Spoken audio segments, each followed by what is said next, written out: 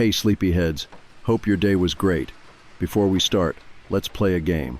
Comment the time where you are right now and whether you should be asleep already. Let's see who's the biggest night owl. Before you settle in, tap that like button and subscribe to keep the cozy vibes coming. Now, dim the lights, get comfortable, take a deep breath, and let's drift into sleep. I was 12 the first time I stayed home alone.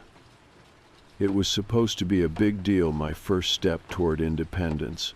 I had been begging my parents to let me stay by myself for months. Most of my friends had already done it, but my mom always said, maybe when you're older. That night, though, they didn't have much of a choice. My parents had a dinner party to attend, and our usual babysitter had canceled last minute. My mom was anxious about it, but my dad convinced her I'd be fine. He's 12. He knows how to use the microwave. He'll survive a few hours. Mom still hesitated. What if something happens? Then he calls us. I remember rolling my eyes. I had stayed home for an hour or two before, but never at night. That was the big difference, apparently. It was silly. Nothing bad ever happened in our neighborhood. At least, that's what I thought. They left around 7.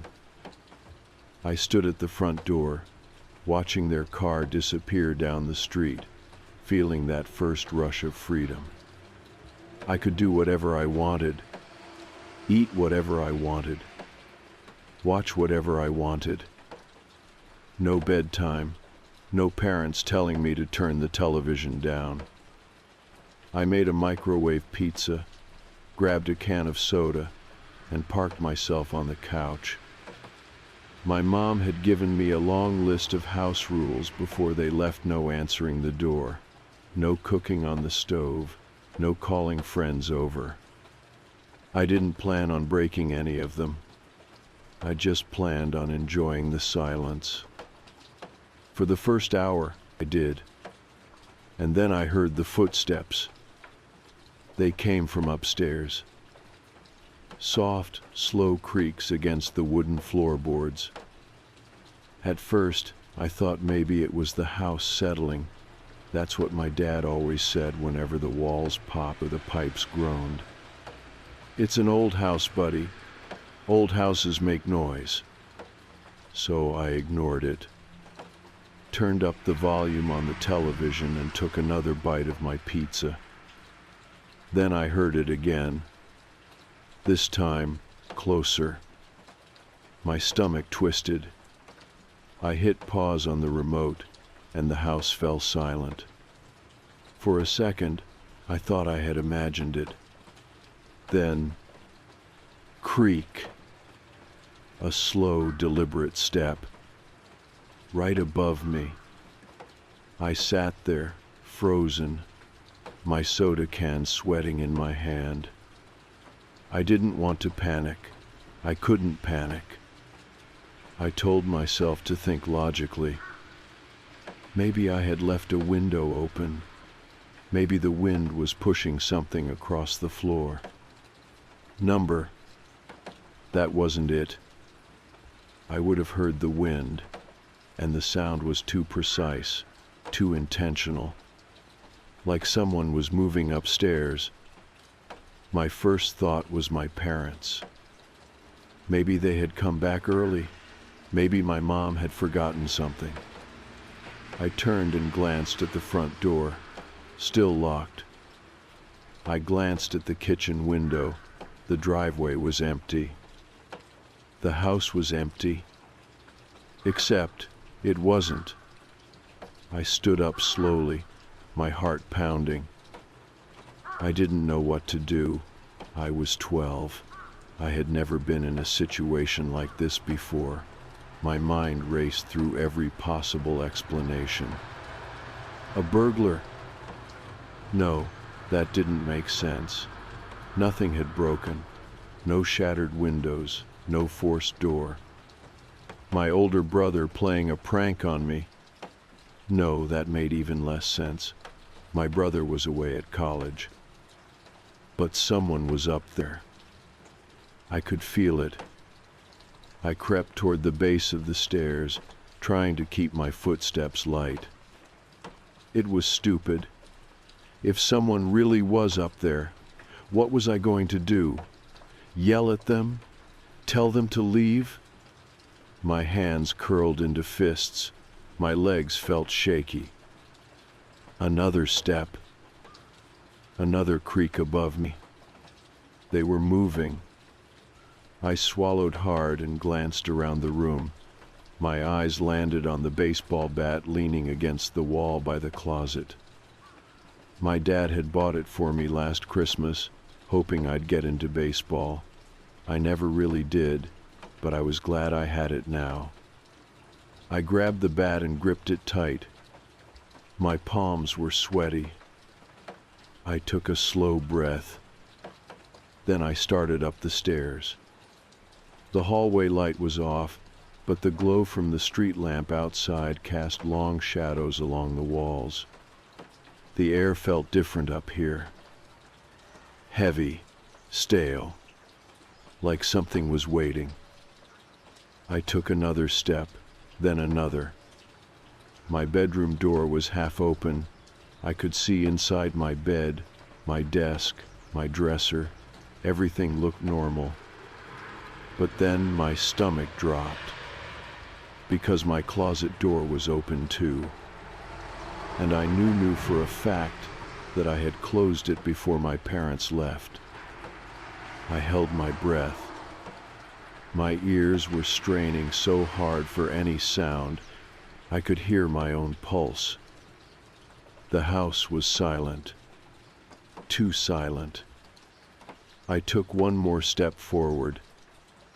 I was just outside my room now, the bat still clenched tight in my hands. I could see the inside of my closet just barely. The crack was too narrow to see much, but there was something in there. Not something. Someone. I knew it before my brain could even process it. There was a shape in the dark, a tall, thin shape. Standing inside my closet, facing the wall, motionless. My stomach twisted so hard, I thought I was going to be sick. I wanted to run. My body screamed at me to run. But I couldn't. I couldn't move. I just stood there, staring at the thing in my closet, waiting for it to turn around. I don't know how long I stood there. My feet felt glued to the floor. My heartbeat hammering so hard it felt like it was shaking my whole body. The closet door was open just enough for me to see inside. And I wasn't imagining it. There was someone standing in there. He wasn't moving. He wasn't making a sound. But I could see him. Tall, thin, pressed into the corner of my closet, facing the wall like a kid in timeout. His head was tilted slightly downward, his arms limp at his sides. Something about the way he was standing made my stomach twist. It was too still, like he had been there for a long time, like he had been waiting. I tried to convince myself I was wrong, that it was a pile of clothes, a shadow, that my eyes were playing tricks on me. But deep down, I knew the truth. There was a man in my closet, and he had been there the whole time. I gripped the bat tighter. I should have run. I should have screamed. But I didn't want to draw attention to myself. If he hadn't noticed me yet, maybe I could get away before he did. My breath was coming in short, uneven gasps. I forced myself to take a slow, careful step backward. The floor creaked. The man twitched. Just a small movement, a jerk of the shoulders, a tiny shift of his head. but it was enough to make my stomach drop. I couldn't see his face, and I didn't want to. I stepped back again, slow, steady, my entire body locked up with terror. Another creak beneath my feet. His head tilted further, not toward me, just downward, like he was listening, like he was waiting for something. I swallowed hard. My legs felt weak. One more step back. Another. The floor creaked again. Then, from inside the closet, I heard something that made my blood run cold. A whisper. A murmur. Low, breathy, and not meant for me. Don't turn around. Don't turn around. Don't turn around. I couldn't breathe. It wasn't a warning. It wasn't a threat. It was like he was talking to himself, repeating the words over and over, like a mantra, like a rule. Don't turn around. Don't turn around. I didn't move, didn't blink. The air felt thick, heavy, with something I couldn't name. I was so close to the door, so close to getting away. But my legs wouldn't work. I just stood there, gripping the bat, waiting for him to move, waiting for him to turn around. I should have run. I should have turned around, bolted down the stairs, and gotten out of the house. But I couldn't move. I just stood there, gripping the bat so hard my fingers ached, staring at the man in my closet. He was still facing the wall, still whispering. Don't turn around. Don't turn around. Don't turn around. His voice was low and breathy, like he was talking to himself, like he was following instructions. And for some reason that terrified me more than anything. My throat was dry. I could barely swallow.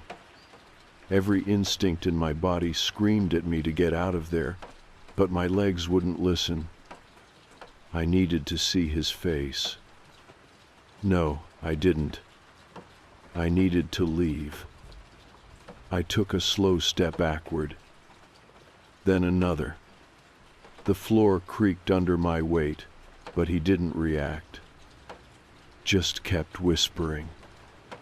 Don't turn around. Don't turn around. I reached the doorway. My foot hit the hall carpet. One more step, and I'd be out of the room. Then, just as I moved, he stopped. Mid-sentence, mid-breath. The room went silent. And then, he moved. His head jerked to the side, not like a normal movement, but fast, unnatural, like someone pulling a puppet's strings. His shoulder twitched. His hand twitched. And then, in a voice that didn't sound like a whisper anymore, he said something new. Something I will never forget for the rest of my life. You're not supposed to see me. I ran. Finally, my body listened. I spun around so fast I nearly tripped, bolted out of my room, and sprinted down the hallway. Behind me, I heard a rustling movement, not footsteps, but something shifting inside the closet. I didn't look back.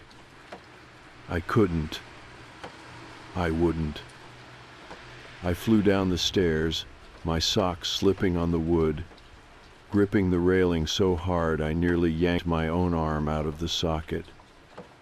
I didn't stop, didn't breathe, didn't even think. I just ran for the front door. My hands fumbled with the lock. My fingers were shaking so bad I could barely turn it. Then a noise upstairs. A creak. A footstep. Coming out of my room. I ripped the door open and screamed. I tore through the front door, my bare feet slamming against the cold concrete porch. I didn't stop. Didn't even think. I ran straight into the yard, sucking in sharp, panicked breaths, my legs moving faster than they ever had in my life. My heartbeat pounded in my ears and my brain wasn't processing anything except get out, get out, get out. I didn't stop until I was halfway down the street. And then I finally turned around. The front door was still open. The hallway light glowed softly, spilling out onto the porch. But nothing moved. No footsteps. No shadow in the doorway. No man. Just my empty house, silent and waiting. I stood there, chest heaving, barefoot in the middle of my street, gripping the baseball bat like it was my lifeline. I didn't know what to do. I was 12. I had never been more scared in my life. I wanted to run to a neighbor's house, to pound on their door, and beg them to call the police, but what was I even going to say? That there was a man in my closet? That he had been standing there for God knows how long, whispering to himself, not moving? That he told me I wasn't supposed to see him? It didn't make sense. And the worst part, I still didn't know if he was real. I stood there for what felt like forever. Every part of me was telling me not to go back. But I had to, because my parents were coming home soon, and I had to know. I took a shaky breath, wiped my sweaty palms on my pajama pants, and started back toward the house. My feet ached from running barefoot. The cold pavement stung against my skin, but I barely noticed. All I could think about was the closet, and what I had seen inside it. I stepped onto the porch. The house felt different now. The warm, familiar space I had grown up in felt foreign, like I had stepped into someone else's home. I gripped the bat tighter and forced myself inside. The hallway was quiet. The air was thick, too still. I waited, listened. Nothing. I crept toward the stairs, my heartbeat hammered in my chest. The entire house felt like it was holding its breath, like it was waiting for me to see something I wasn't supposed to see. I started up the steps, each one creaking under my weight. I didn't want to do this, but I had to. I had to know. I reached my bedroom door. It was open now, not how I had left it. My hands were shaking.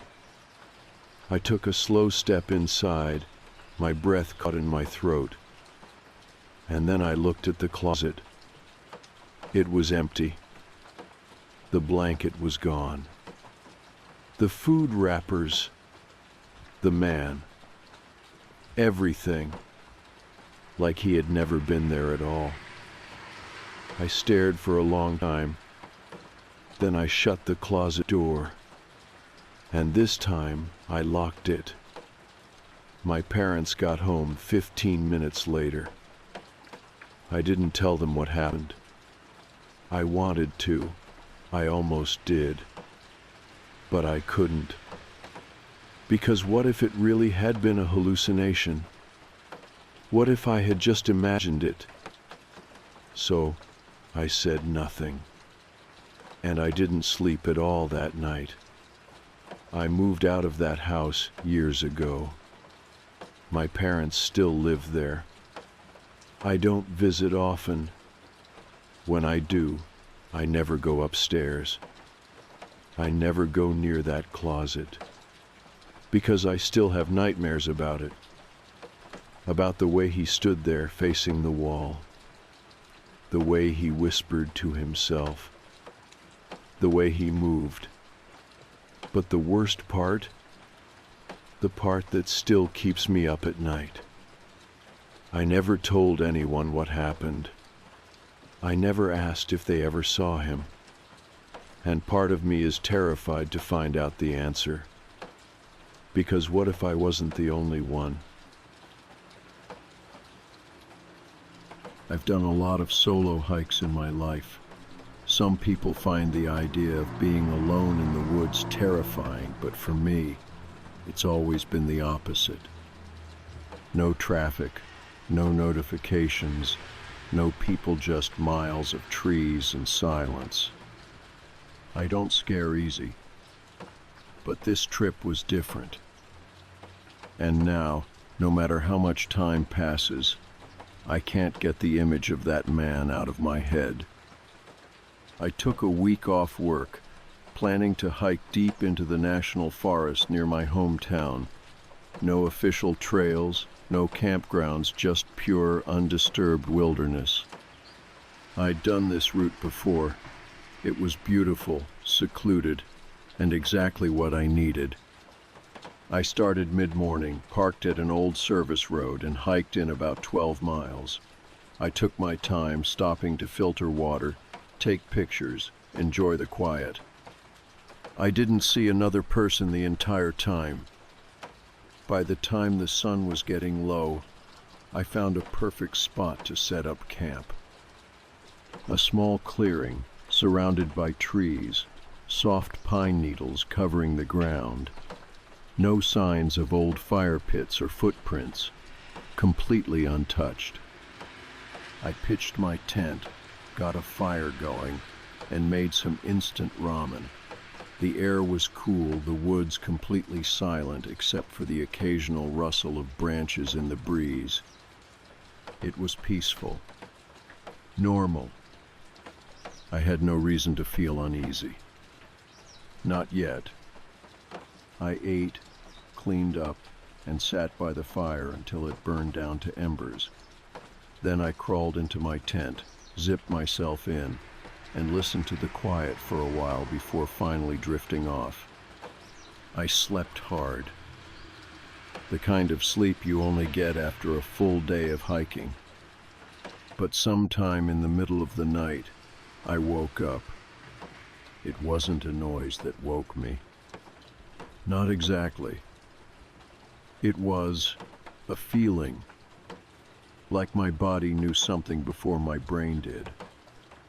I lay there for a second, eyes still closed, wrapped in my sleeping bag. Then I heard it. A single slow footstep outside my tent. Close. Too close. I went completely still, my breath caught in my throat. I wasn't alone. I didn't move. For a second, I wasn't even sure I had actually woken up. You know that weird state where you're half dreaming, half conscious, and everything feels off? That's what this felt like. But then I heard it again. Another footstep. Closer. It wasn't an animal. I know what deer sound like, what raccoons sound like. This was deliberate, a careful human step, like someone shifting their weight ever so slightly. My mouth went dry. I forced myself to breathe slow and quiet. My sleeping bag felt too tight, suddenly, like I was trapped inside it. I couldn't see anything, the tent was zipped shut, and I wasn't about to start moving and let whoever was out there know I was awake. So I just lay there, listening. Soft crunch. Another step. Then nothing. For what felt like forever, there was just silence. I strained my ears, trying to hear past the ringing in my head. No breathing. No rustling, just the wind moving through the trees, slow and steady.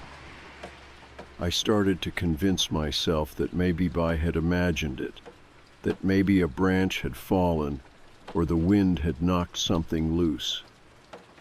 I told myself that, right up until I heard it again. Closer this time, right outside the tent. I don't know how long I stayed like that, still, holding my breath, listening so hard my ears were ringing. The footsteps had stopped, but I knew someone was still out there. I could feel it. A kind of pressure in the air, like the weight of another person's presence. The same feeling you get when someone stands behind you, even if you don't hear them. I swallowed hard. My throat was dry. I needed to see. Not all at once, just a little. Enough to know if my brain was screwing with me. Enough to confirm that I wasn't alone. Slowly, inch by inch, I reached for the zipper. I did it so carefully that I barely felt like I was moving. My fingers trembled as I slid the metal tab down just an inch, just enough to peek through. I could see the trees, the dark outlines of branches shifting in the wind. Nothing else. I exhaled quietly. Maybe I really had imagined it. Maybe. Movement. My stomach clenched. At the very edge of my vision, just beyond the glow of my dying fire, a figure. A man. Standing completely still. Facing my tent. I stopped breathing. Every muscle in my body locked up. He wasn't holding a flashlight. He wasn't carrying a pack. No gear, no headlamp. Just standing there. I felt like I was going to be sick. Who the hell was out here this deep in the woods? There were no campgrounds, no nearby trails. I had hiked 12 miles off the main path. There was no reason for anyone to be here. And yet, here he was, just watching. I stayed like that for what felt like hours, barely able to breathe. The man didn't move, didn't shift his weight, didn't make a sound, just stood there, feet planted, head slightly tilted, looking at my tent, looking at me.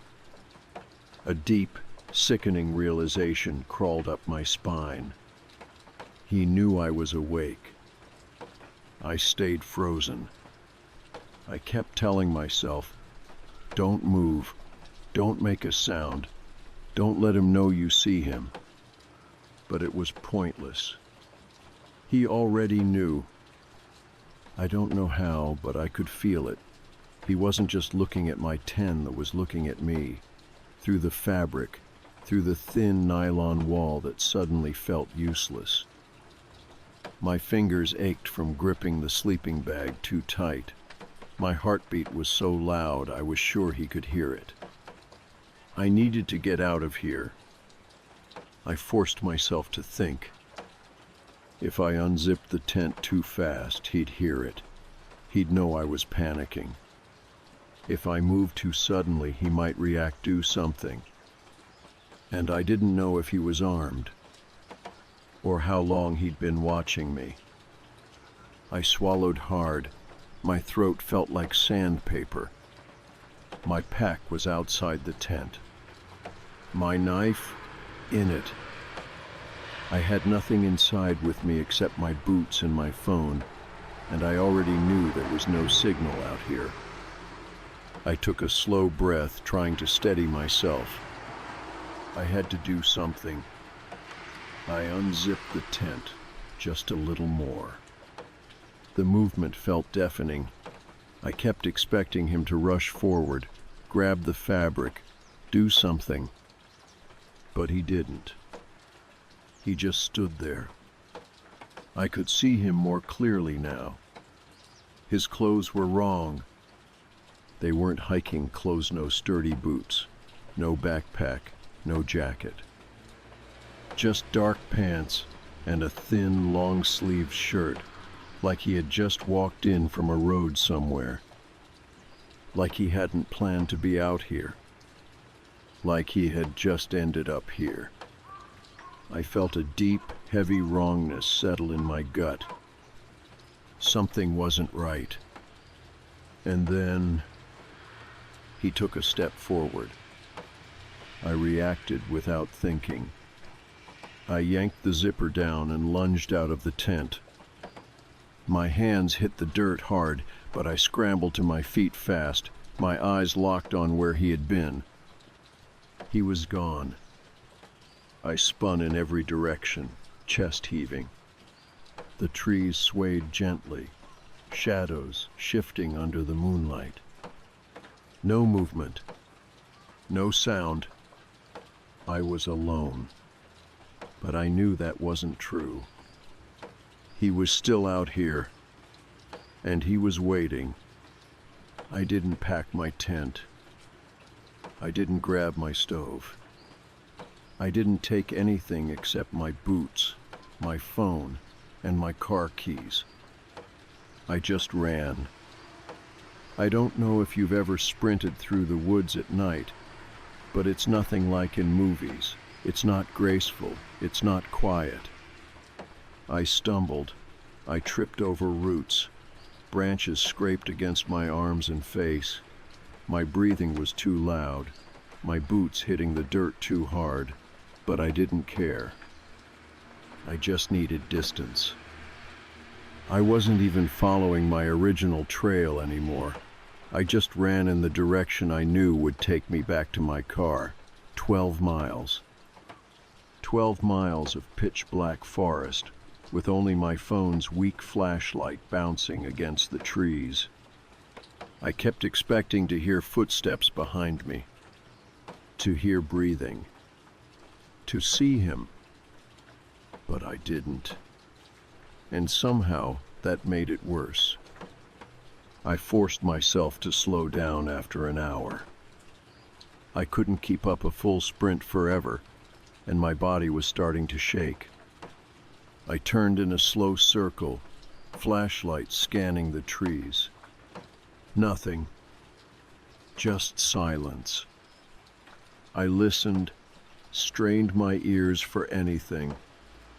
Still nothing. I exhaled shakily. Maybe he had left. Maybe he had only meant to scare me. But then I saw it. A footprint, pressed deep into the dirt, leading in the direction I had just come from. And right next to it, another set, a second pair of footprints, going the same way. There hadn't been just one person. There were two. I ran. Faster this time, harder. I didn't care how much noise I made. I didn't care if I collapsed.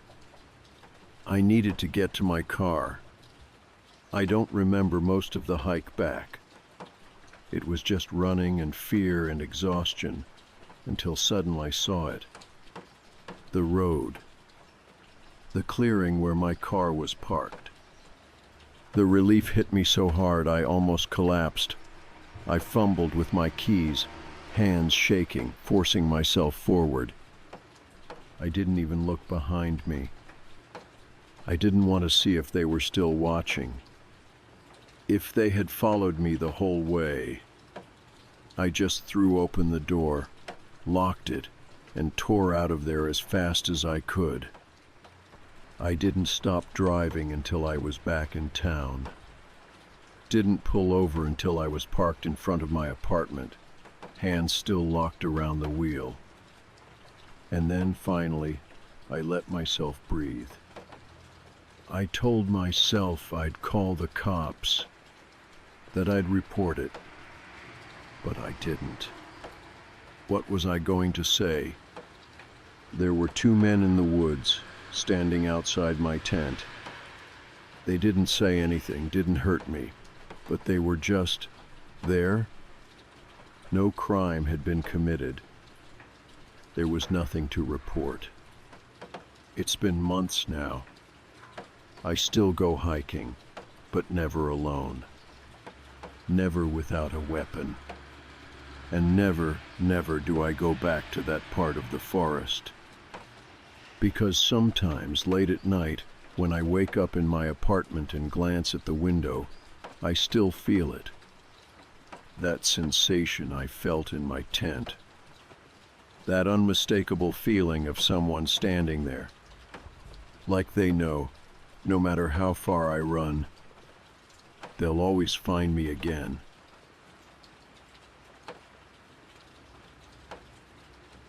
I get sleep paralysis a few times a year. It's been happening since I was a teenager. If you've never had it, imagine waking up fully aware of your surroundings, but your body won't move. You try to lift your arms, wiggle your fingers, scream for help, but nothing happens. And of course, there's always the figure. Not everyone sees something during sleep paralysis, but I always do. It's never detailed, just a shadowy shape standing somewhere in my room, watching me. A trick of the brain, I guess. A hallucination caused by the half-dream state I'm trapped in. It's terrifying, sure, but I've learned to deal with it. I tell myself it isn't real. I tell myself it will pass. And eventually, it always does. At least it used to. The last few months, it's been happening more often. I've been stressed work, life, all of it piling up, so I figured that was the cause. I'd wake up frozen, my chest heavy, my brain caught between dreams and reality. Same old, except something changed. The first time I noticed it, I woke up around 3 a.m. I could tell immediately that it was happening again. The familiar pressure on my chest, the stiffness in my limbs. My brain was screaming at my body to move, to break free, but I couldn't even twitch a finger. My room looked normal in the dim glow of my night light. And then, like always, I saw the figure.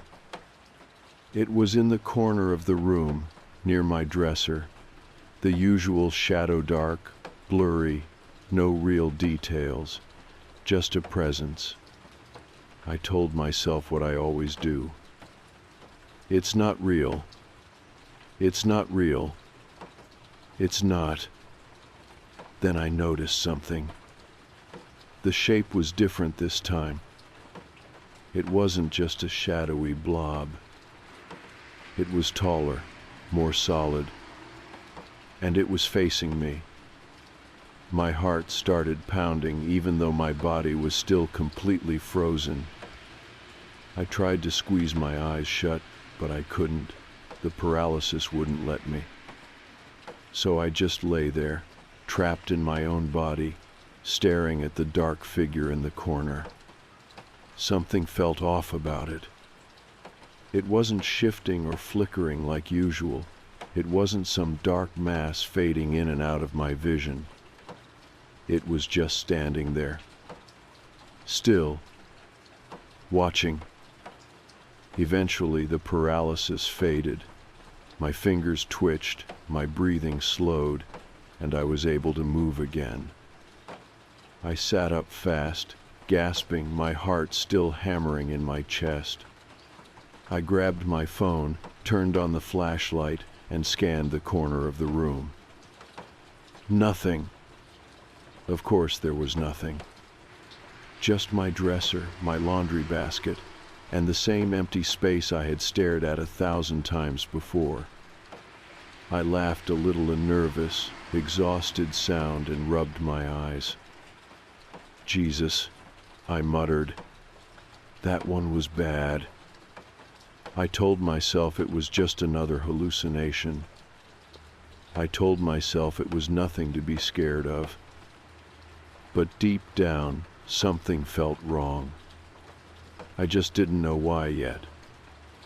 A week passed before it happened again. I was starting to think maybe that last episode had just been a one-off. Sleep paralysis is unpredictable. It can happen twice in a week or once every few months.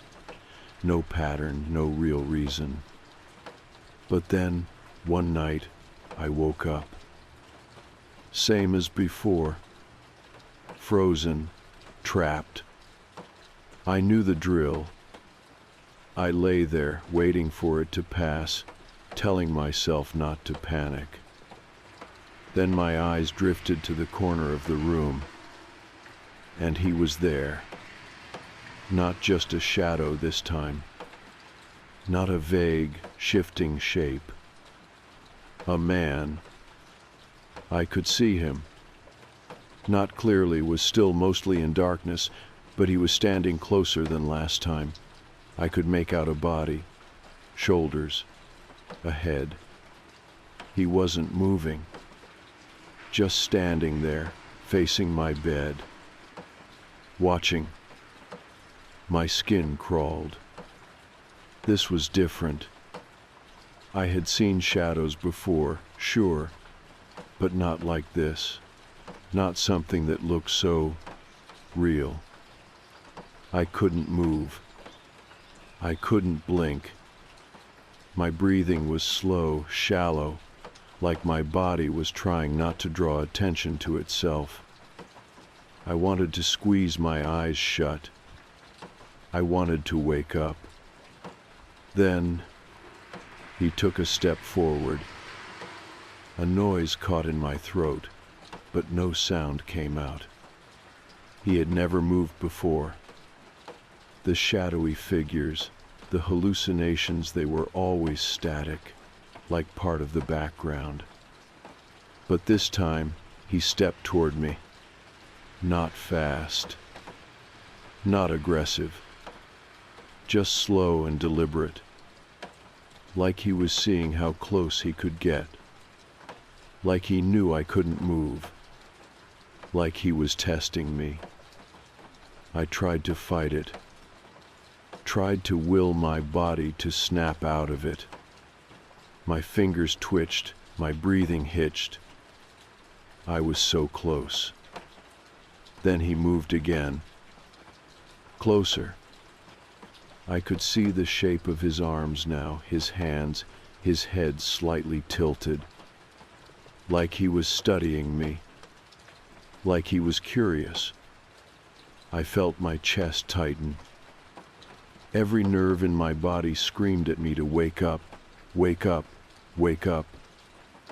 Then, just when I thought he would take another step, it stopped. The pressure lifted, my arms jerked forward, my chest heaved as I sucked in a breath. I sat up fast, grabbing my phone, fumbling with the flashlight. The corner was empty. Of course it was. It always was. I didn't go back to sleep. I sat up with the lamp on, my heart still racing, trying to convince myself it wasn't real. Just another hallucination. Just my brain playing tricks on me. But something was off. Something was different. Because I knew what I had seen. And that wasn't just a shadow. That was a man. And he was getting closer. After that night, I stopped sleeping well. I didn't tell anyone at first. It felt stupid. How do you explain that a hallucination is freaking you out more than usual? It wasn't real. It wasn't a big deal. At least, that's what I kept telling myself. But the thing is, even when I was awake, I couldn't shake the feeling that something was off. I started leaving the lamp on when I slept. I wasn't proud of it. I hadn't done that since I was a kid. But the thought of waking up in the dark and seeing that thing standing there again, no thanks. For a while, it helped. No sleep paralysis, no weird figures in the corner.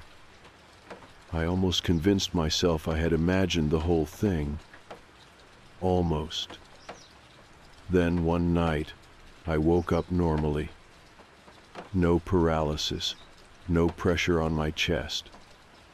Just that uneasy feeling, like something had woken me up. I rolled over and checked my phone, 2:58 a.m. I sighed and turned onto my other side, pulling the blanket higher. Then I saw it, and my stomach dropped. The man in the corner, but this time I wasn't paralyzed. This time I was fully awake. I stopped breathing. For a second, my brain tried to rationalize it. Maybe my eyes were adjusting. Maybe it was a trick of the light. But no, it was him. Standing there, closer than before. I sat up so fast my vision blurred. I reached for my phone, fumbling to turn on the flashlight. The beam lit up the corner. Nothing. I stayed like that for a long time. Just sitting in bed, phone in my shaking hands, staring at the empty space where he had been. I wanted to believe it was sleep paralysis again. I really, really did. But I wasn't frozen this time. I had been awake. And for those few horrible seconds before I turned on the light, I had seen him. Not a shadow, not a shape. A man. I didn't sleep after that. Not that night, not the night after. Every time I closed my eyes, I expected to see him again. The man in the corner. But this time, I wasn't worried about sleep paralysis. Because I had been awake. I tried to convince myself that I was overtired, that stress was messing with my head. I even looked up hypnagogic hallucinations, those weird visions people get when they're half asleep. I told myself that's all it was. But deep down, I didn't believe it.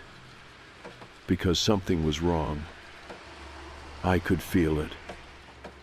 I started checking my apartment more carefully. Locked my door, double-checked my windows. Everything was normal, perfectly normal. Until I noticed something. My bedroom door has this old lock on it.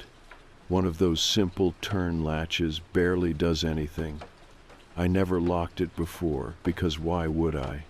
I live alone. But lately I had started locking it before bed, just in case. One morning, after another sleepless night, I got up and went to the kitchen to make coffee. I wasn't even thinking, just going through the motions. And that's when I saw it. The lock. It was unlocked. I froze. I knew I had locked it before going to bed. I remembered doing it. And now it was open. I felt something cold crawl through me. I turned and scanned the apartment. Checked the windows, the front door. All locked. I tried to tell myself I had just forgotten. That I had imagined locking it. But I knew better. That night I didn't go to bed. I sat on the couch, lights on, watching my bedroom door like it might move on its own. By 3 a.m., I was exhausted. My head was nodding, my body begging for sleep. Then I heard it. A noise. Soft, deliberate. From inside my bedroom. I went completely still. I wasn't even breathing. The sound came again. A slow, creaking shift, like someone shifting their weight on the floorboards. I didn't move, didn't blink, didn't even look away from the door. I should have called the police. I should have done anything but what I did next. I stood up, and I opened the door. The room was empty. For a second, I thought I had imagined it. Then my eyes flicked to the closet. The door was open, just a crack. I hadn't left it open.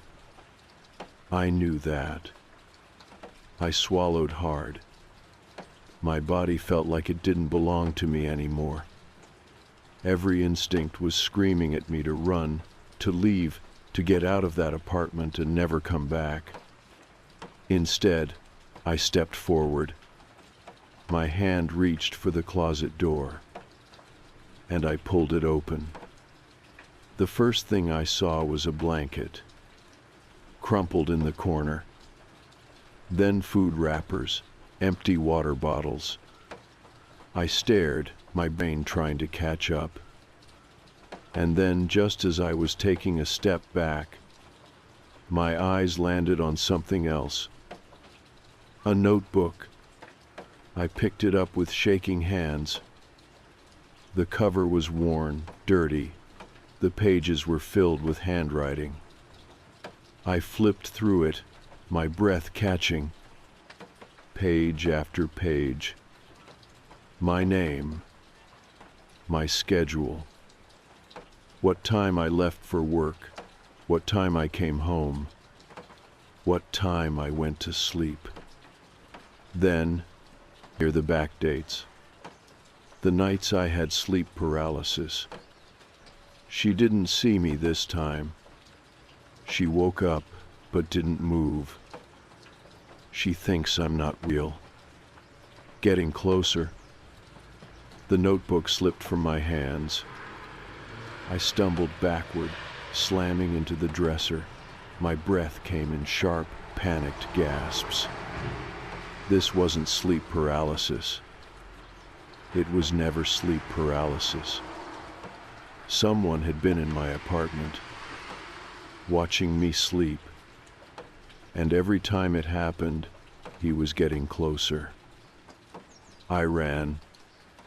I didn't grab my keys, my phone, anything.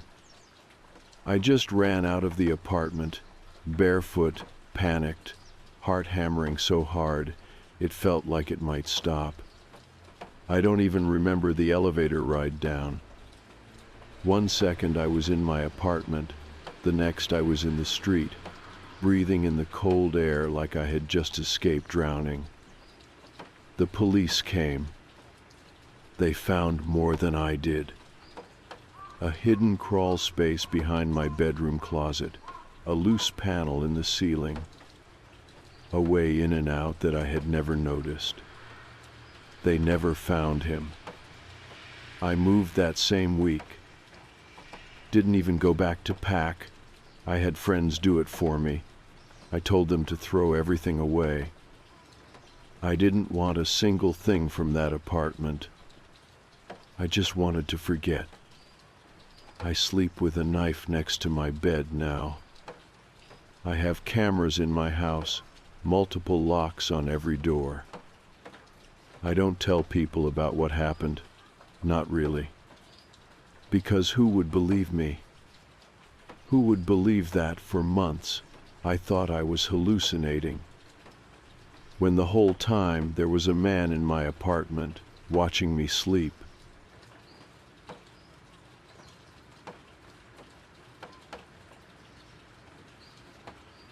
I had been driving all night.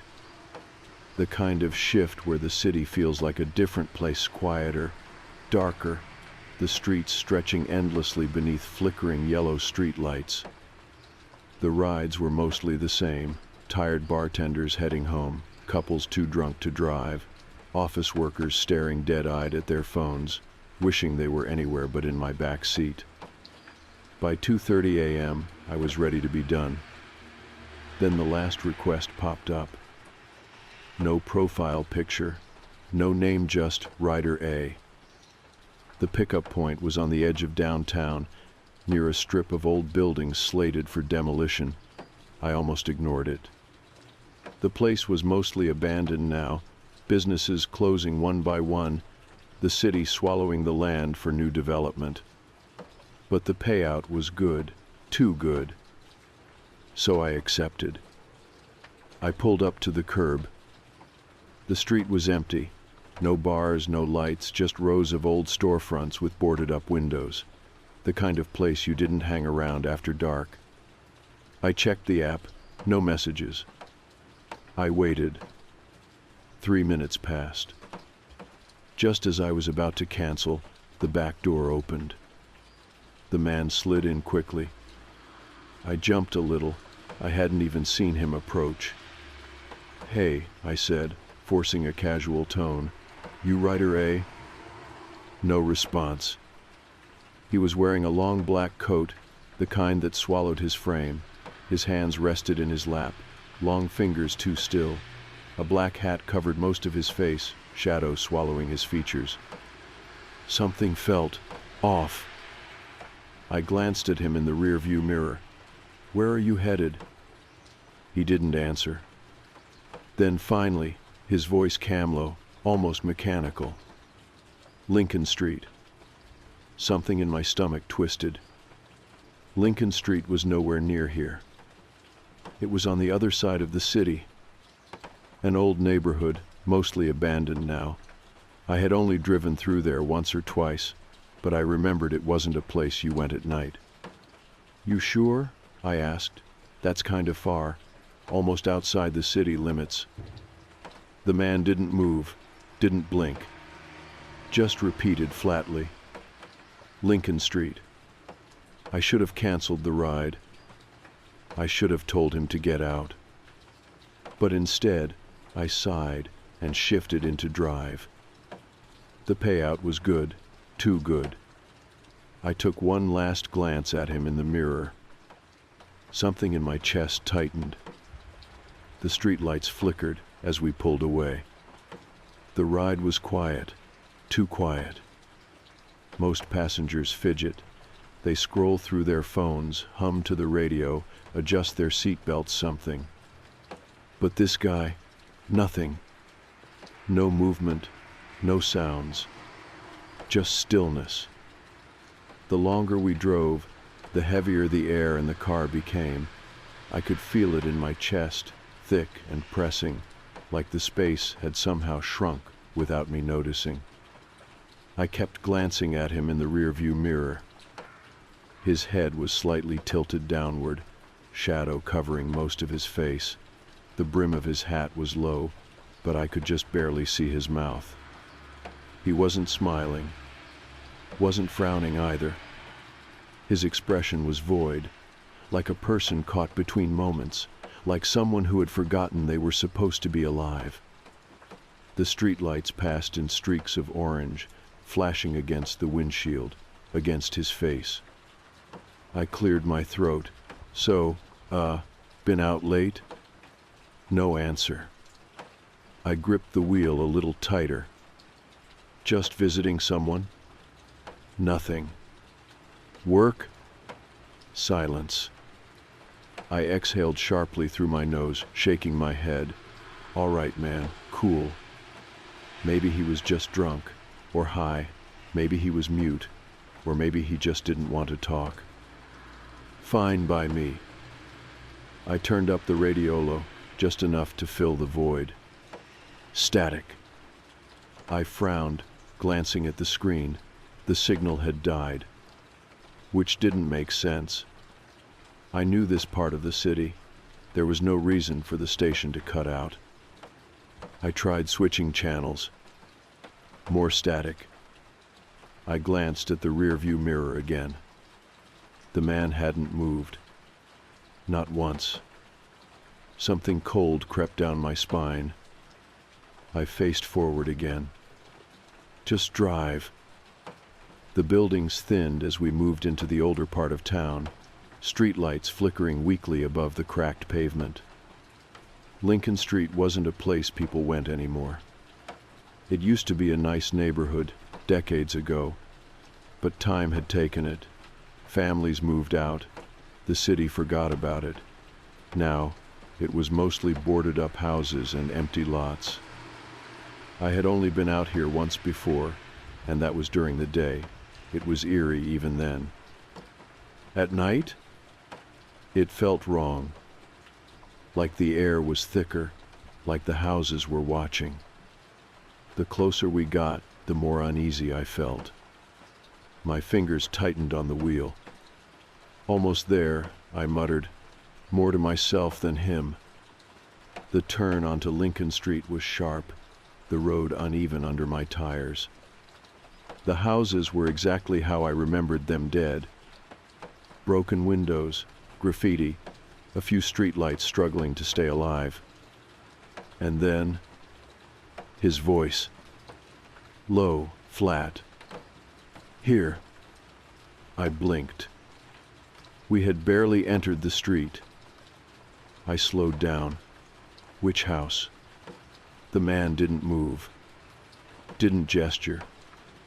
Just said, here. I let the car roll to a stop. The house in front of us was the worst one on the block. Not just abandoned. Condemned. The front door was missing. A half-ripped police notice fluttered against the wood. The windows were shattered, their gaping holes like black, empty eyes. The entire place looked wrong. Like it didn't want to be seen. I frowned. Are you sure? No answer.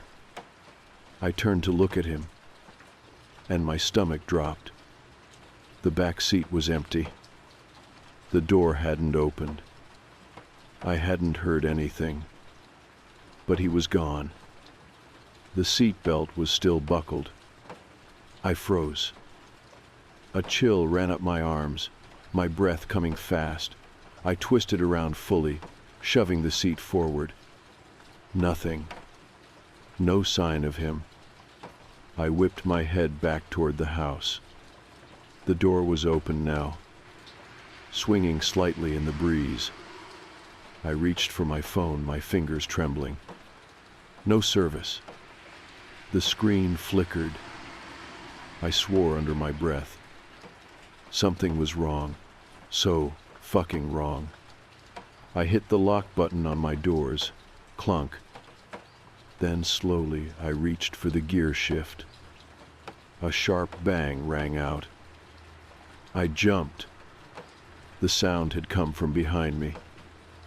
From the trunk. I sat there, frozen, my breath too loud. Bang. Again. From inside the car. Like something was inside my trunk, trying to get out. I swallowed hard, my heartbeat hammering against my ribs. This isn't real. But it was. Another bang louder this time. I wasn't going to check. I wasn't that kind of person. I threw the car into drive and peeled out of there, tires screeching against the pavement. My hands were slick with sweat, my knuckles white on the wheel. The road twisted and turned, my headlights barely illuminating the broken pavement ahead. I didn't stop.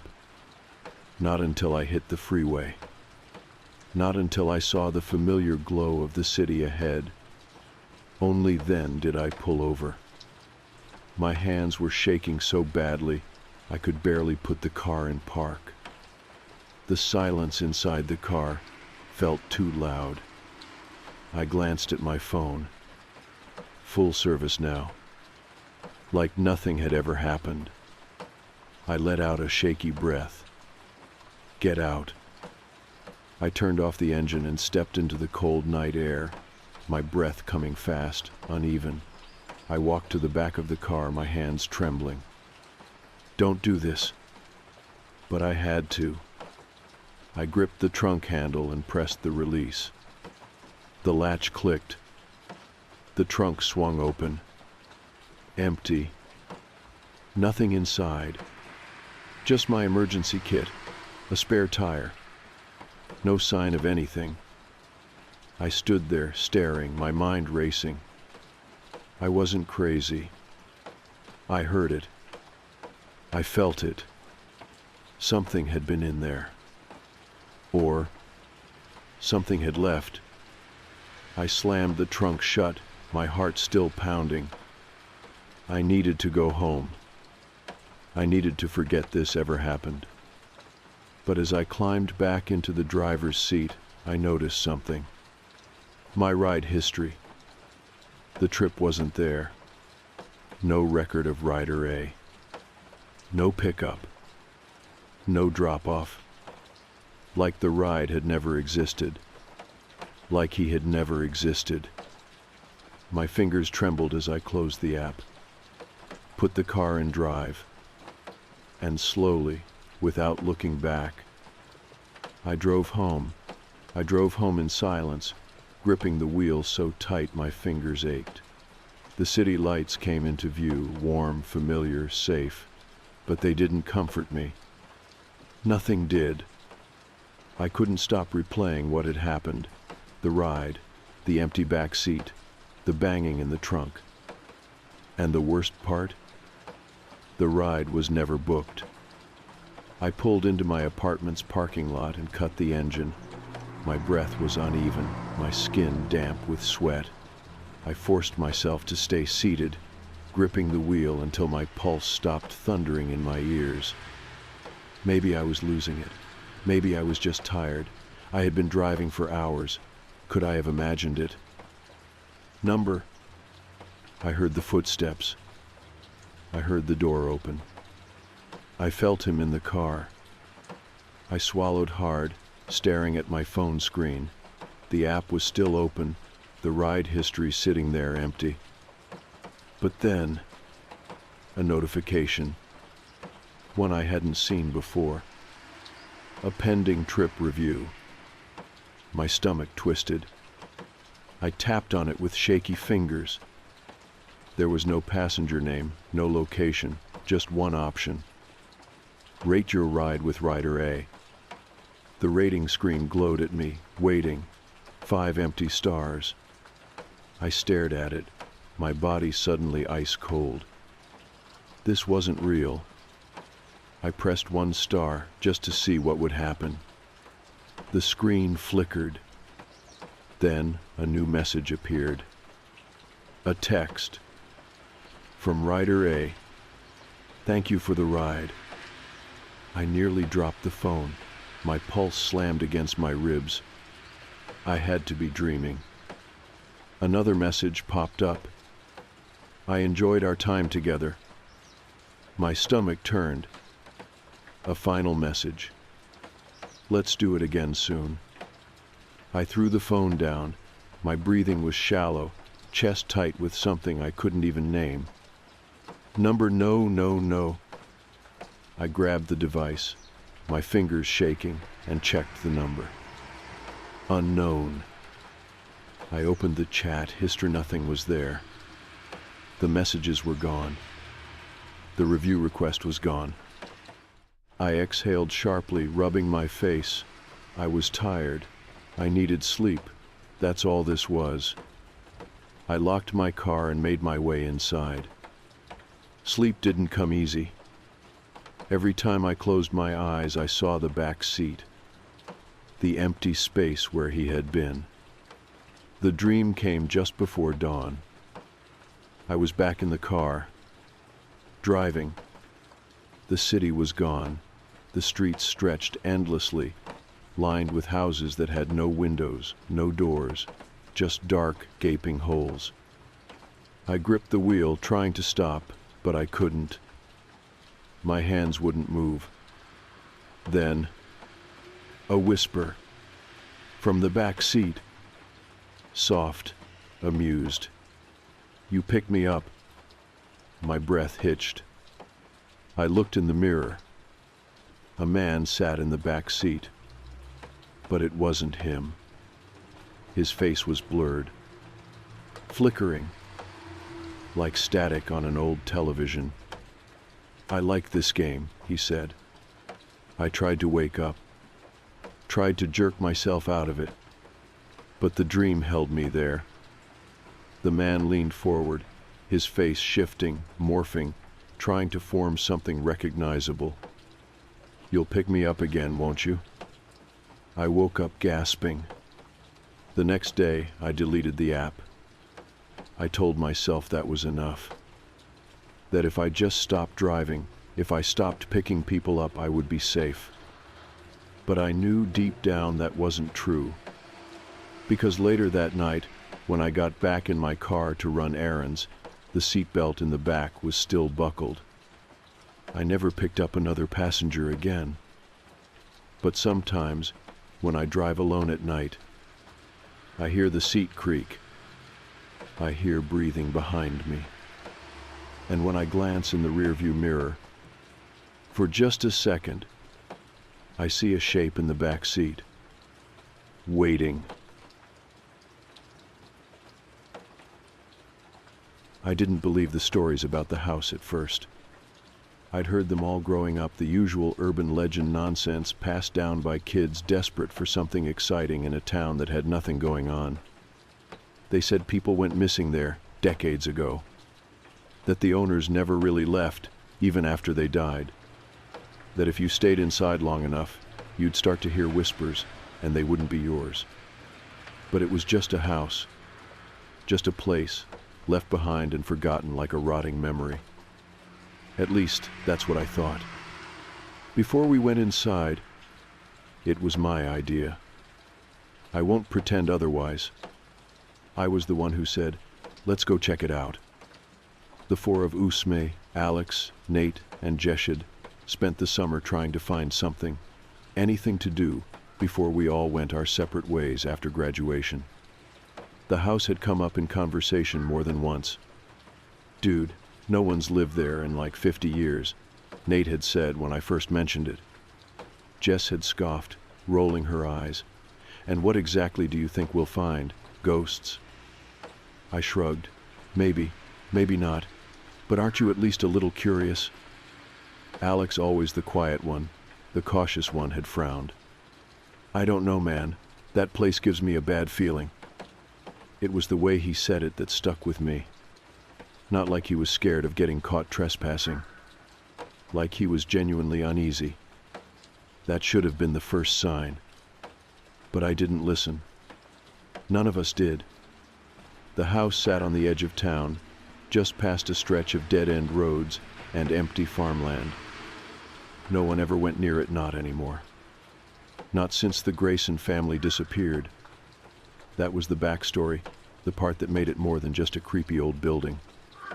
In 1971, the entire family vanished overnight. Mr. and Mrs. Grayson, their 2 kids gone without a trace. No bodies, no signs of struggle, just an empty house, fully furnished, like they had meant to come back but never did. People had theories, of course. A murder-suicide, the parents snapping under some unseen pressure. A failed escape from town, running from something only they knew about. Or, if you asked the kids at school, something worse. Something still inside the house. Waiting. We arrived just after sunset. I don't know why we chose to go at night. Maybe we thought it would make it more exciting. Or maybe none of us wanted to admit how unnerved we felt. The house was exactly as I expected. 2 stories, steep-roofed, the kind of Victorian build that might have been beautiful once. But time had done its work. The paint had peeled away, the windows were either shattered or coated in grime, and the front door hung slightly ajar like someone had left in a hurry. Like it was waiting for someone to come inside. Jess was the first to break the silence. "So, are we doing this or not?" Nate grinned, the kind of grin people wear when they're trying to hide nerves. Ladies first. Jess didn't hesitate. She pushed open the door and stepped inside. And just like that, we followed. The first thing that hit me was the smell. Not dust, not mildew, something else. Something rotting. I swallowed the urge to gag as we stepped into what had once been the main hall. The house had been left almost completely untouched. Furniture still sat in place, draped with sheets gone yellow with time. A grand staircase curved up to the second floor, the wooden banister warped with age. Faint outlines of family photos clung to the walls, their frames missing, like someone had tried to erase them. Like they had been taken down, deliberately. I could hear Nate breathing beside me. Shallow, uneasy. Jess, on the other hand, seemed completely unfazed. She moved ahead of us, running a hand along the dust-covered banister. "What do you think happened here?" she asked. Alex answered from behind me. "They left." His voice was quiet. Too quiet. I turned to look at him. His expression was wrong. Like he wasn't just uncomfortable anymore. Like he was afraid. I was about to ask him what was wrong when... Bang! The noise came from upstairs. A sharp, heavy thud that made my pulse jump to my throat. All of us froze. Jess turned slowly, her confidence slipping. "That was just the house settling, right?" Alex didn't answer. I forced out a laugh. Too forced, too tight. "Yeah, old houses make noise." But I didn't believe it. And I don't think any of us did. Nate exhaled sharply. "Okay, cool. We heard a noise. We checked the house. Let's get out of here." Jess scoffed. "Are you serious?" He gave her a look. "We don't know if we're alone in here." She rolled her eyes. "No one's lived here for 50 years. If someone's upstairs, it's probably just a squatter." Alex was still staring up the staircase, not blinking, like he was listening for something. Then, softly, "We're not alone." His voice sent a chill through me. Jess laughed, but it was forced. "Oh, come on, don't..." Footsteps. From the second floor. Slow, deliberate. One. Then another. Then another. Coming toward the stairs. Coming toward us. No one moved. No one spoke. We just stood there, rooted to the spot. And then, the faintest whisper. Not from above. From behind us. "You shouldn't have come." I spun around so fast I almost tripped. The doorway was empty. Nothing but the night beyond. The room felt wrong now. Heavier. Like we had stepped into something that didn't want us there. My hands were cold. And for the first time since we arrived, I felt it. A presence. Watching. Waiting. Knowing. Jess spoke first. "I think we should go." For once, no one argued. I turned toward the front door, heart pounding. We needed to leave. Now. But before we could take a single step, the door slammed shut. The door slammed shut with a force that sent dust spilling from the ceiling. The sound echoed through the house, bouncing off the walls like a gunshot. Jess spun on her heel, her bravado gone.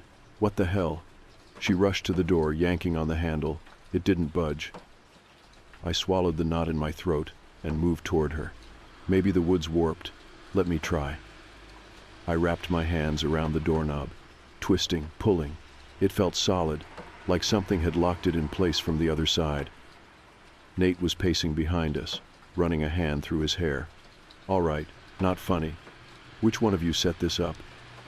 Alex stood frozen in place, staring at the staircase. His face was pale, mouth slightly open, like he wasn't really hearing us. Jess huffed and banged on the door. "If this is a prank, it's not funny. You got your scare, let's go." No answer. The house settled around us, an eerie silence stretching between the walls. I turned uneasy. No one locked it. You saw us walk in. The door was already open. Nate let out a sharp breath. "Then why won't it open now?" Before I could answer, something moved at the top of the stairs. A slow shift in the shadows. A shape, barely visible in the dim light. Alex's voice came out barely above a whisper. "There's someone up there." The rest of us froze. My pulse hammered against my ribs as I followed his gaze. The second floor was dark, but something was there. Not standing, not moving in the way a person would. It was just a sliver of darkness that hadn't been there before. Jess let out a nervous laugh. "I bet it's a raccoon or something," but she didn't sound convinced. Nate took a hesitant step back. "I don't think raccoons whisper." The thing in the darkness shifted again, and suddenly I felt it, the undeniable stomach-twisting certainty that we were being watched. Alex exhaled slowly. "We need to leave." I nodded, stepping away from the door. "We'll find another way out." Jess let out a frustrated sigh, but she didn't argue. I moved toward the nearest window, brushing away the dust and grime with my sleeve. Outside, the world looked the same, quiet, empty, like the house hadn't stirred in years. I reached for the frame, fingers wrapping around the wood. It was stuck. I pushed harder, but it wouldn't budge. Jess moved to another window, struggling with it as well. "You have got to be kidding me." Nate cursed under his breath. "How the hell are all the windows stuck shut?" Alex finally tore his gaze away from the stairs. His voice was lower than before. "It's not the house keeping us in." A heavy silence followed his words. I didn't want to ask, but I did anyway. "Then what is?" He licked his lips, eyes darting back up the stairs. "I don't know, but I think it wants us to go up there." Jess scoffed, throwing her hands in the air. "Absolutely not. I don't care if there's a whole vault of treasure up there. I'm not playing into some creepy horror movie setup." But even as she spoke, none of us moved toward the door again. A slow chill ran down my spine as a realization settled in. It wasn't just that the house had trapped us, it was guiding us. Alex took a deep breath, his shoulders tense. "We have two choices. Stay down here and wait for something to happen, or go up and see what it wants." Jess glared at him. "There's a third option. We break a window and get the hell out of here." I wanted to believe it would work, but I already knew the answer. "It won't let us." Nate let out a short, humorless laugh. "Listen to us. It won't let us. Do you hear how insane that sounds?" Alex turned to him, his expression unreadable. "Then open the door." Nate hesitated. He didn't try the door again. Instead, we all found ourselves looking up. Something waited on the second floor, and somehow we knew that ignoring it wasn't an option. I squared my shoulders. "Fine, we go up, but we stay together." Jess swore under her breath, but followed as I started toward the stairs. Each step groaned under our weight, the wood old and brittle, but the house held firm. The air grew heavier, thick with something I couldn't name. Halfway up, the temperature dropped. Not a gradual change, an immediate, sharp shift that sent a shudder through my limbs. Jess muttered, "This place is cursed." At the top of the stairs, a hallway stretched before us, lined with doorways leading into shadowed rooms. The sense of being watched had grown unbearable. My skin prickled, my every instinct screaming to turn back. Alex stopped at the first door, his fingers hovering over the handle. This one. I didn't ask how he knew. I didn't want to know. The door creaked as it swung open, revealing a room frozen in time. A child's bedroom. The furniture was coated in dust, but everything was intact: small bed, wooden dresser, a collection of toys scattered across the floor. A music box sat on the nightstand, its lid slightly open. Nate let out a slow breath. "This is unsettling." Jess stepped inside, crossing her arms. "So what now? We look for ghostly footprints?" Alex wasn't listening. He moved toward the nightstand, reaching for the music box. I started to tell him not to, but it was too late. He lifted the lid. A soft melody filled the air, delicate and slow. Then something clicked. The closet door across the room slid open, inch by inch. I took a step back. The inside of the closet was pitch black, no light, no reflection, a void of absolute darkness. And in that darkness, a shape shifted. A pair of small, pale hands emerged from the shadows. Fingers curled against the wood, gripping the frame. Then the hands pulled, and something started crawling out. Jess screamed. I grabbed Alex, shoving him toward the door. Run! We didn't look back. Didn't stop. The thing in the closet was moving, dragging itself across the floor with slow, deliberate movements. We bolted down the stairs, our footsteps frantic. The second we reached the front door, it swung open on its own. No hesitation, no second thoughts. We ran. By the time we reached the road, lungs burning, legs aching, the house stood silent behind us. The door had closed again, like it had never been open at all. Jess gasped for breath. We're never speaking about this again. Alex didn't say anything. He was still holding the music box. I hadn't seen him take it, but now that he had, I knew. This wasn't over. Not by a long shot. No one spoke on the way back to town. Alex sat in the passenger seat, his fingers curled tightly around the music box like he wasn't even aware he was holding it. Jess sat in the back beside Nate, arms crossed, legs bouncing. Every so often she'd shoot Alex a look, then glance away like she wanted to say something but thought better of it. I gripped the steering wheel so hard my knuckles ached. The road stretched out ahead, empty, silent except for the hum of the engine. The further we got from the house, the heavier the tension in the car became. It should have been the opposite. We should have been relieved. But none of us were. Because we had left the house. But something had left with us. The music box, and whatever had crawled out of that closet, it wasn't finished with us yet. Jess was the first to break. Throw it out. Her voice was sharp, cutting through the silence like a blade. Alex didn't react at first. He just kept staring straight ahead, his grip tightening. Jess shoved forward, reaching over Nate to grab at it. Seriously, Alex, throw it out of the window. We are not keeping that thing. Alex jerked away from her, his voice low. I'm not getting rid of it. Jess blinked. Excuse me? He finally turned to look at her, and for the first time, I noticed how pale he was. His skin had taken on a waxy, almost translucent quality, and his eyes were darker than usual. Not tired, not exhausted, shadowed. Nate leaned back in his seat. Dude, she's right. You didn't mean to take it, right? Just toss it. Alex ran a thumb over the wooden lid, his expression unreadable. I don't think I can. I kept my eyes on the road, gripping the wheel tighter. Why not? He hesitated. Then, in a quiet voice, it won't let me. A cold, sinking feeling settled in my gut. Jess groaned, throwing herself back into the seat. Okay, nope. Number, we are not doing this haunted object thing. We are not bringing some cursed antique into town. She was right. We all knew she was right. But the way Alex sat there, unmoving, made my skin crawl. I wasn't sure if he was refusing to let go of the music box, or if it was refusing to let go of him. By the time I pulled into my driveway, the air in the car felt suffocating.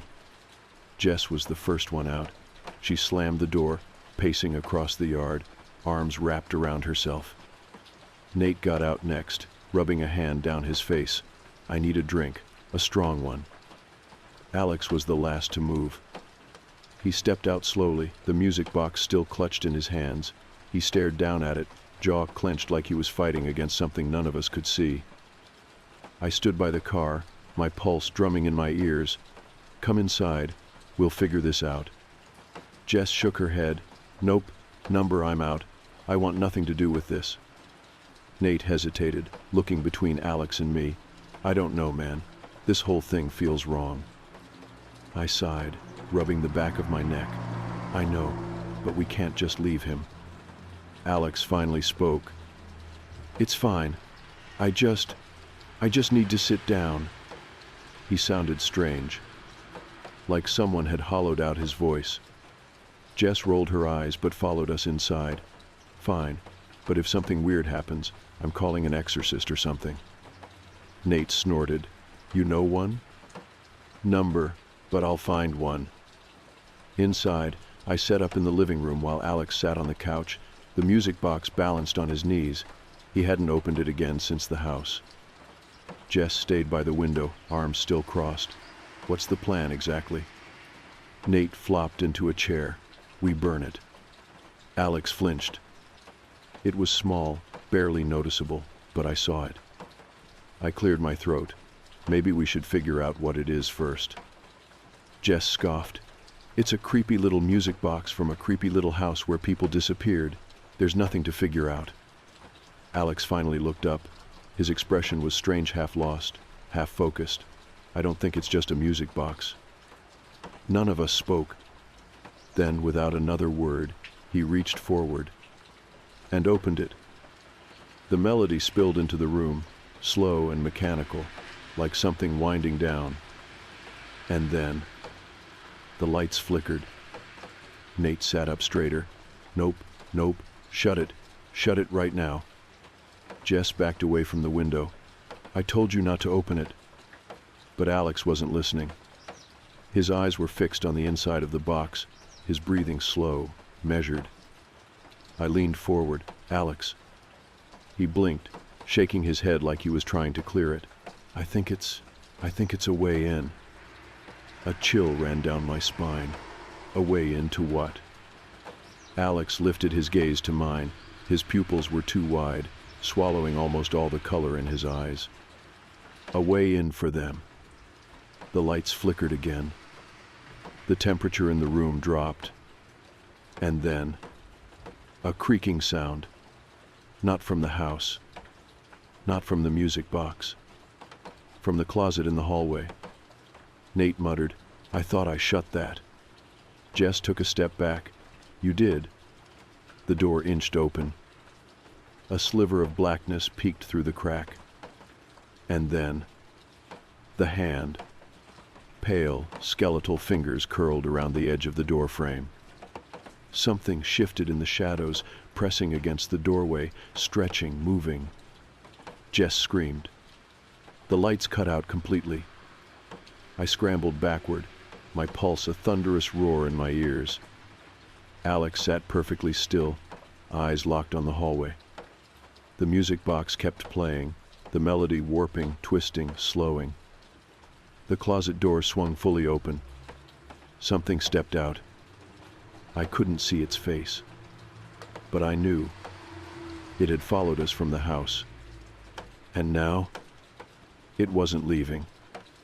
The thing in the hallway didn't move at first. It just stood there, pressed against the frame of the open closet, half hidden in the shadows. The only thing I could see clearly were the fingers long, pale, curled around the edge of the door. Then, slowly, they pulled away, and the door started to close. Not all at once. Not like something retreating. More like something was watching us, testing how much it could show itself before we ran. My pulse hammered in my ears. I didn't want to look at the others. I was afraid of what I might see on their faces. The music box was still playing. Alex sat frozen, eyes locked on the hallway. His fingers twitched, like he was fighting the urge to open the box further. Close it, I whispered. He didn't move. Jess grabbed his wrist, yanking the music box from his lap. I swear to God, Alex. The melody cut off. Everything stopped. The room went so silent my ears rang from the absence of sound. The air felt heavier, like we were being watched from every angle. Then Nate took a step toward the hallway. Wait, I said quickly. He hesitated. His voice was low. The door. I forced myself to look. The closet door had shut completely. The hallway was empty. Whatever had been there, it was gone. At least for now. We didn't waste time. Jess shoved the music box into a pillowcase, wrapping it up like it was something toxic.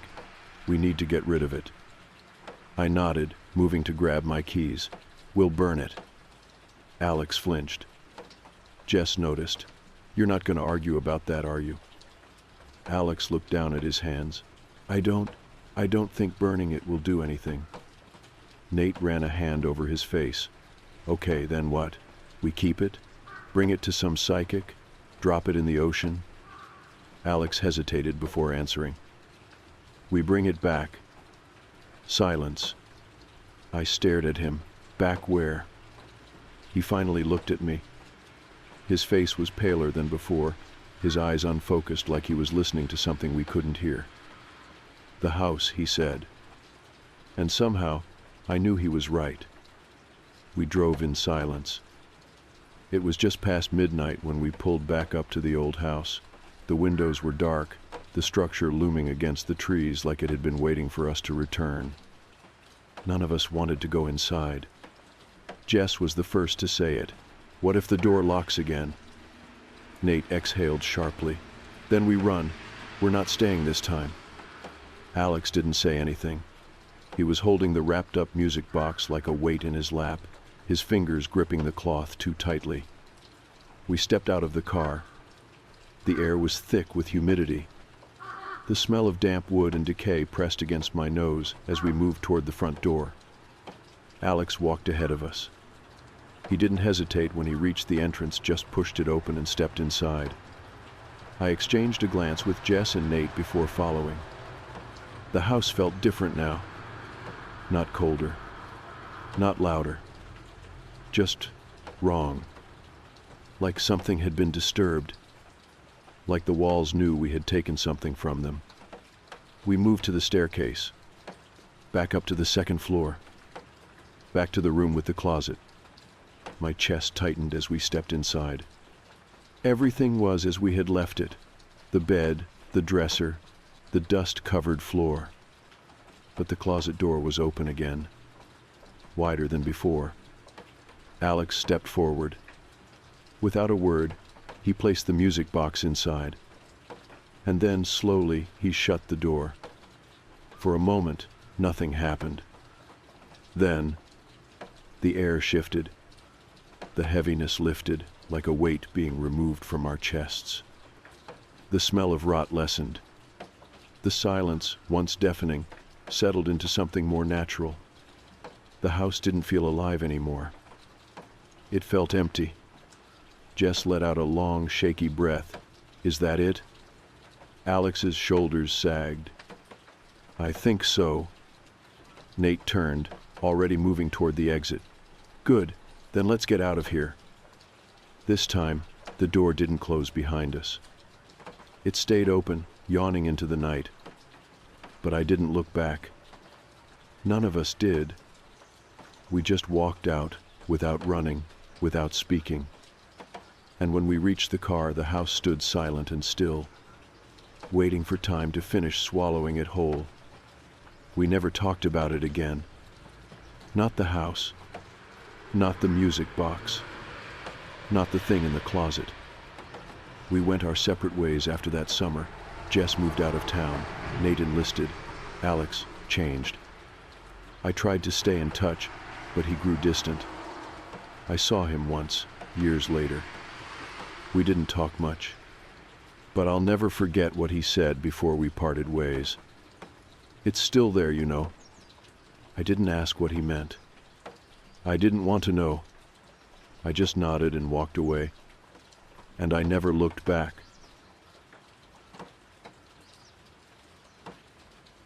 This is the most traumatic thing that has ever happened to me.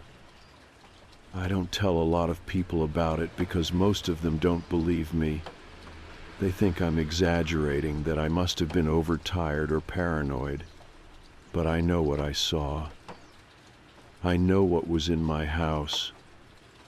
And no matter how much time passes, I still feel sick when I think about it. Because for weeks, I had no idea that someone was living in my home with me. It started with small things. At first, I thought I was just being careless, leaving the cabinets open, misplacing things, forgetting to put stuff away.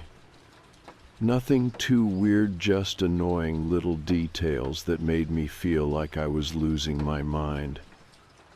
One night, I came home from work, and noticed that the fridge was open just a crack, not wide open, but enough that I was sure I wouldn't have left it like that. I checked inside. Everything looked normal: the milk, the leftovers, the carton of eggs I had bought 2 days before. I sighed and shut the door, telling myself I had just been in a hurry that morning. Then, a few days later, I noticed the dishes. I don't cook much. I usually order takeout or just microwave something, so my sink is always empty. But one night, as I was about to go to bed, I walked past the kitchen and froze. There was a plate in the sink. Not just a platé, a dirty plate. It had crumbs on it, a fork resting on top, smeared with something. I frowned. I hadn't used a plate that day. I was sure of it. I lived alone. There was no one else who could have put it there. I stood in the kitchen for a long time, just staring at it. Then, finally, I shook my head and rinsed it off. Maybe I had used it the night before and forgotten. Maybe I had grabbed a snack and just didn't remember. It wasn't that weird. But then it happened again. And again. A dirty cup in the sink, a used knife on the counter, a spoon resting on a napkin, like someone had just finished eating and meant to come back for it. And every time I told myself the same thing: I must have done it and forgotten. I just wasn't paying attention. I was stressed from work. I was being paranoid. I had an answer for everything. Until I didn't. One night, I decided to test myself. I cleaned the kitchen top to bottom before going to bed, wiped the counters, scrubbed the sink, put everything away. Then I took a picture on my phone. A before photo. If I really was being forgetful, then I'd see. I'd know. I woke up the next morning and walked into the kitchen, rubbing my eyes.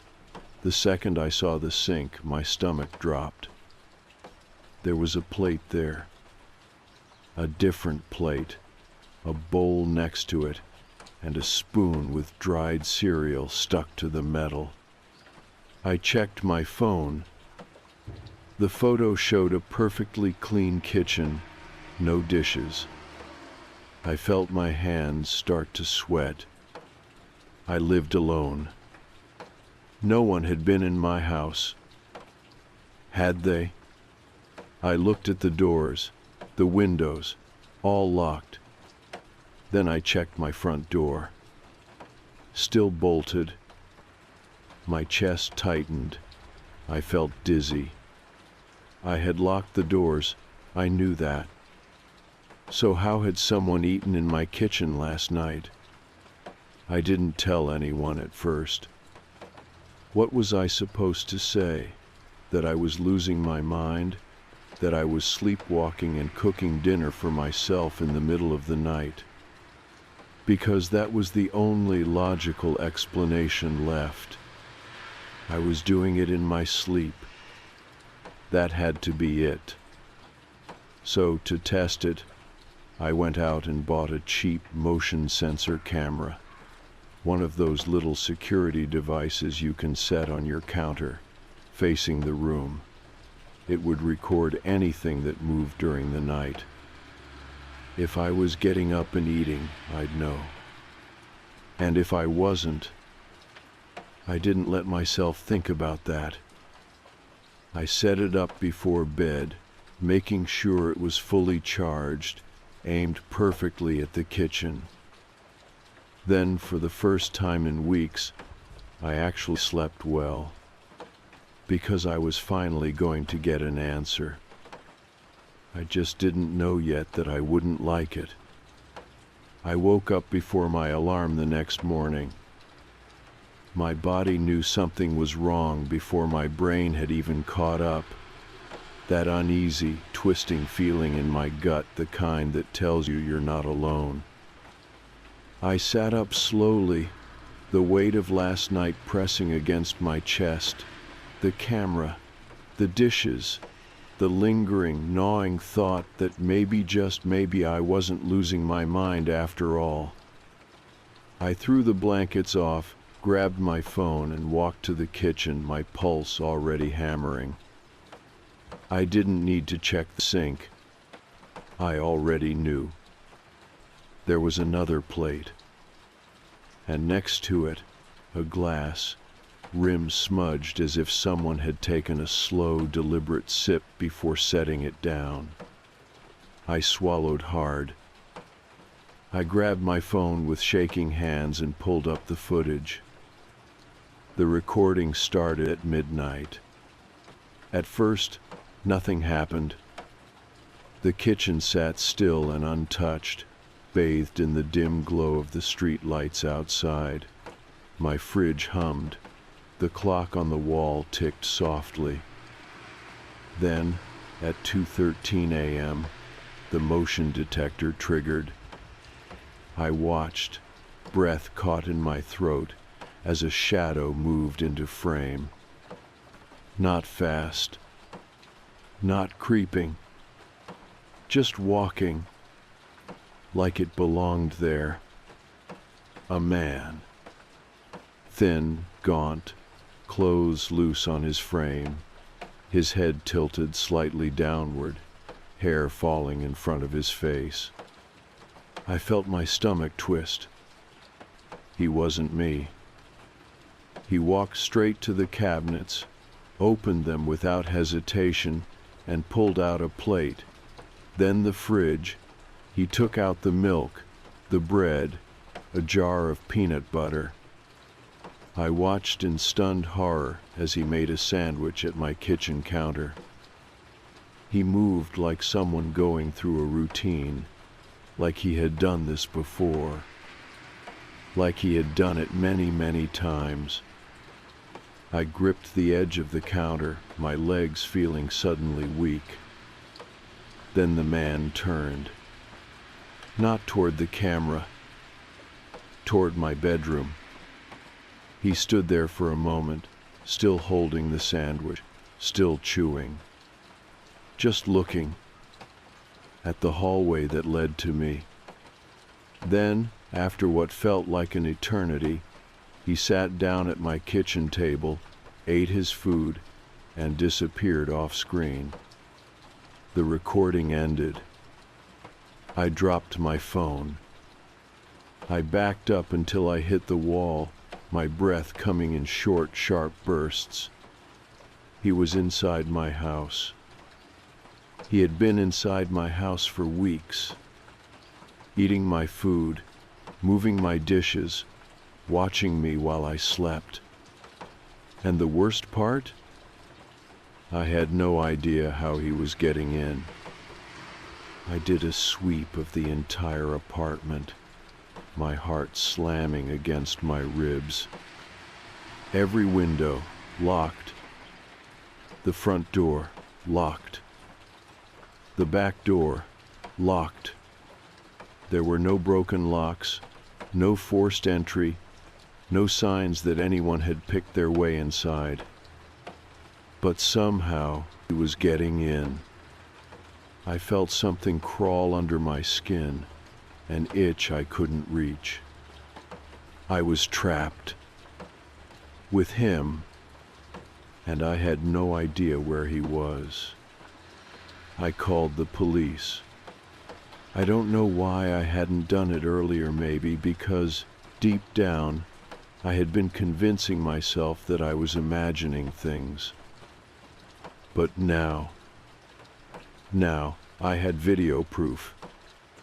I expected them to take hours. I expected them to brush me off. But when I told the dispatcher that there was a man in my house and that I had video of him, they arrived in 10 minutes flat. 2 officers stepped into my apartment, hands resting near their holsters. One of them, Officer Diaz, took my statement. The other, Officer Greer, played the footage back on my phone, his face unreadable. Then he looked at me. "You're sure your doors were locked?" "Yes." "Windows too?" I nodded, my mouth dry. He exchanged a glance with Diaz. "All right," he said, "let's take a look around." They searched my apartment, checking every possible place a person could hide. The coat closet, the cabinets, under the bed. Nothing. No sign of forced entry, no hidden keys. And, most unsettling of all, no trace of the man. It was like he had never been there. Like he had walked in and disappeared. Officer Diaz sighed, running a hand over her face. "We'll file a report, but without a point of entry or an actual suspect, there's not much we can do tonight." I felt my stomach drop. "He was here," I said. "I have it on camera." "I know," she said, "and we believe you. But right now, it's not a crime for someone to walk around your house and eat your food." My jaw clenched. Officer Greer handed me back my phone. "Keep your doors locked," he said. "If anything else happens, call us immediately." Then they left, leaving me alone. With him. I didn't sleep that night. I sat in the corner of my bedroom, knife in one hand, phone in the other, staring at the door. Waiting. Listening. The apartment was dead silent. But the silence felt wrong. Like something was pressing against it. Like something was watching me from the other side of the door. I stayed like that until morning. When the sun finally rose, I forced myself to stand up, my legs sore from staying curled up all night. I went straight to the kitchen, my throat dry. I needed water. I reached for a glass. Then I saw it. The plate. In the sink. Still damp. Still fresh. He had been here again. While I was awake. I backed away slowly, my skin cold. And that was when I finally understood. The police were wrong. He wasn't breaking in at night. He wasn't sneaking in when I wasn't home. Because he had never left. I had been locking him in with me. I stood there, gripping the edge of the counter, staring at the dirty plate in the sink like it was something alive. Like it was proof that I wasn't crazy. Because I knew I hadn't used it. I had been awake all night. I had been watching my own door. And still somehow he had eaten here. While I was in the apartment. While I was awake. A cold sweat broke out across my back. My arms felt numb. I forced myself to breathe, forced myself to think. He was still inside. That was the only answer. The police had checked everywhere, but they hadn't found him. Which meant they hadn't looked in the right place. I moved slowly, every nerve in my body screaming at me to run instead. I turned and walked back toward the hallway, my ears straining for any sound. The apartment was silent. Too silent. I stepped into my bedroom. My closet was open, just a crack. I knew I had shut it before bed. My stomach turned. I reached for the door handle, swallowing hard, yanked it open. Nothing. Just my clothes, my suitcase, the same things that were always there. I let out a shaky breath. Maybe he had already left. Maybe. Then I noticed something. The suitcase. It was pushed slightly forward from where it should have been, like someone had moved it and put it back wrong. I crouched down, heart hammering. And that's when I saw it. The vent. I hadn't thought about it before. It was just a normal vent cover, nothing special, the kind that sat low on the wall near the floor. But now that I was looking at it closely, I noticed something was off. The screws were missing. The cover was just resting against the wall, like someone had taken it off, like someone had been using it. A wave of nausea rolled through me. I hesitated, then slowly I reached forward and pulled the cover away. Behind it was a hole. Not just ductwork, not just a small space. A crawl space. Big enough for someone to fit through. Big enough for someone to live in. My mouth went dry. I grabbed my flashlight and shined it inside. The beam cut through the darkness, landing on something crumpled, something soft. I squinted. Fabric, a blanket. My stomach twisted into a knot. There were clothes shoved into the corner, empty food wrappers, a half-empty water bottle. My hand started to shake. Then, just as I was about to pull away, a sound, a rustling, from deeper inside. I froze. Then, a deep, shuddering breath. I dropped the flashlight. It clattered against the floor, rolling away.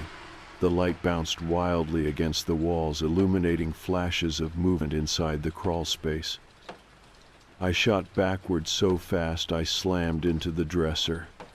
My knee hit the edge, pain shooting up my leg, but I barely felt it. Because now, I wasn't imagining it. Someone was in there, and they were awake. I ran. I didn't think. I didn't grab anything. I just bolted out of the apartment, heart hammering in my chest. I took the stairs 3 at a time, not stopping until I hit the street. The morning air was cold against my face, but I barely noticed. My lungs burned, my legs shaking. I dug my phone out of my pocket with trembling hands and called the police. Again. This time, they didn't take their time. 2 squad cars pulled up within minutes, and I could barely get the words out as I explained what I had found. Officer Diaz was here again, along with another cop I didn't recognize. They asked me to stay outside while they went in. I stood there, arms wrapped tightly around myself, watching as they disappeared into my apartment. I couldn't breathe. Minutes passed. Then, footsteps. I turned fast. Officer Diaz was coming down the stairs. Her face was grim. "You were right," she said.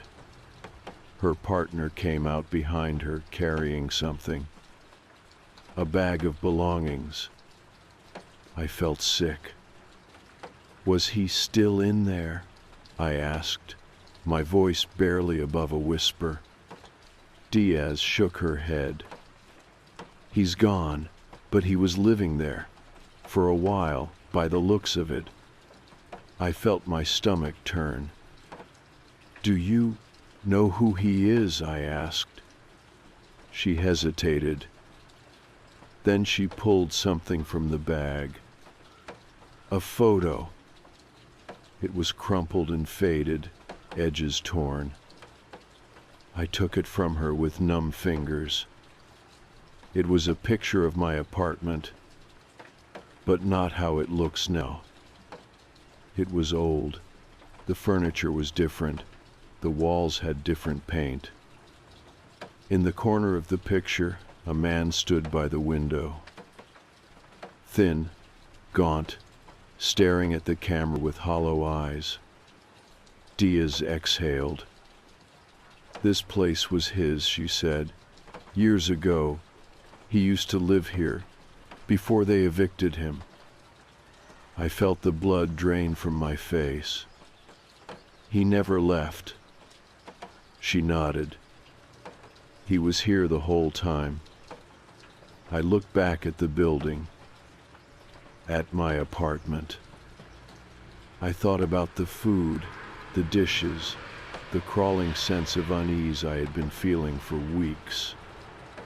I had been living with him, sleeping while he crept through the walls, eating while he watched from the shadows. And I had never known. I moved out that day. I packed what I could fit in a suitcase and left the rest behind. I didn't care about my deposit. I didn't care about breaking my lease. I just wanted out. The police never found him. Maybe he had moved on. Maybe he was watching someone else now. I try not to think about it. But every so often, when I wake up in the middle of the night, I can't help but wonder, how many nights did he stand at my bedroom door, just watching? How many times did he sit at my table, eating my food, while I slept only feet away? And worst of all, what would have happened if I had woken up sooner? I never went back to that apartment. I left behind furniture, clothes, and most of my stuff. It didn't matter. The only thing I cared about was getting as far away from that place as possible. Because even though the police never found him, I knew the truth. He was still out there. A week after I moved out, I got a call from Officer Diaz. She didn't waste time on small talk. "We found something," she said. My grip tightened on my phone. "What?"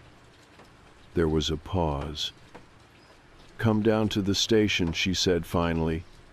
"It's better if you see it for yourself." I sat in a cold, dimly lit room at the police station, hands curled into fists on my lap. Diaz placed a folder on the table in front of me, her expression unreadable. I didn't reach for it right away. "Are you sure you want to see this?" she asked. I nodded, swallowing hard. She opened the folder. Inside were photos. I recognized my apartment immediately, but the angles were wrong. They weren't taken from inside my rooms. They were hidden shots, grainy, dimly lit, like they had been taken through vents, from behind walls, through tiny gaps in doorways. My stomach twisted. The first one showed me sitting at my kitchen table, eating dinner. The next, me asleep in bed, the glow of my phone still lighting up the nightstand. Then another, and another, each one worse than the last. Me showering, me watching television, me standing in front of the mirror, brushing my teeth. Intimate moments, private moments. I felt sick. "He was watching you the entire time," Diaz said, from the crawl space. My hands clenched. I turned the page. And that's when I saw it. A final photo. Taken from inside my bedroom. Not from the vents, not from the crawl space. From inside the room itself. The timestamp was from a week before I moved out. A few days before I found the attic. I stared at it, my chest tightening.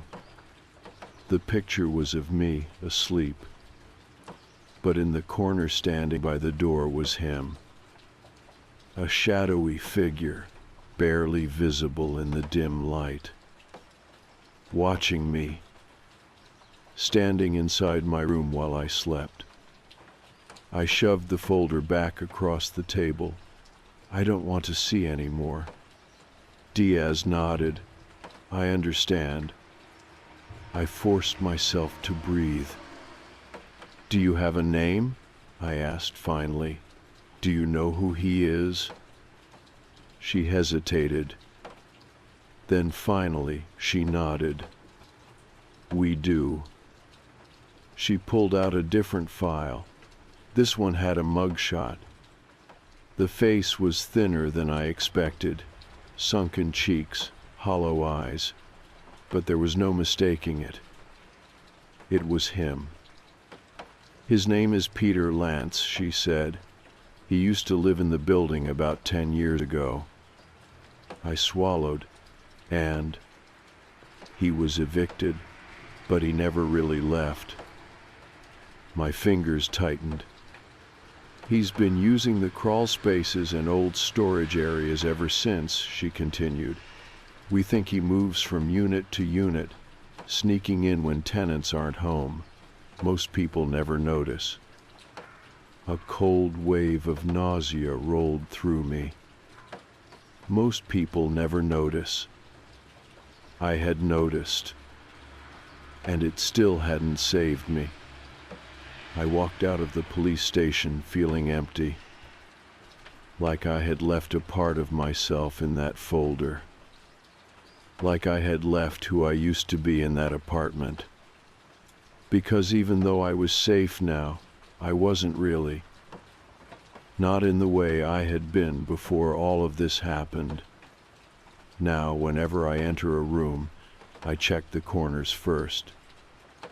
I never sleep without locking my bedroom door. I double-check every window before going to bed, because I know how easy it is. How easy it is for someone to slip into your life without you even realizing. How easy it is for someone to watch you. And worst of all, I know that if I hadn't woken up that night, if I hadn't set up the camera, I never would have known. And that thought keeps me awake at night more than anything else.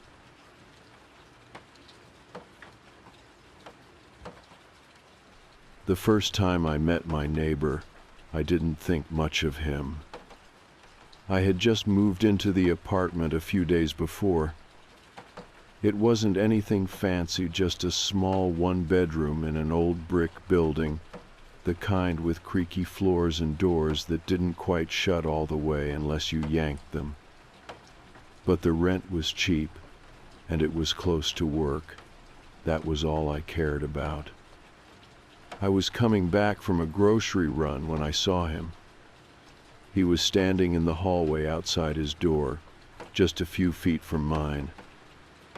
An older man, maybe late 60s, with neatly combed gray hair and clothes that looked a little too formal for just lounging around the house, button-up shirt, slacks, polished shoes. He had the look of someone who had been waiting. I nodded politely. Evening. His face lit up in a way that immediately made me uneasy. "Oh, you're the new tenant," he said, his voice warm and slightly breathless, like he'd been caught off guard. Finally, someone moved in. I was wondering when I'd get a new neighbor. He stuck out his hand.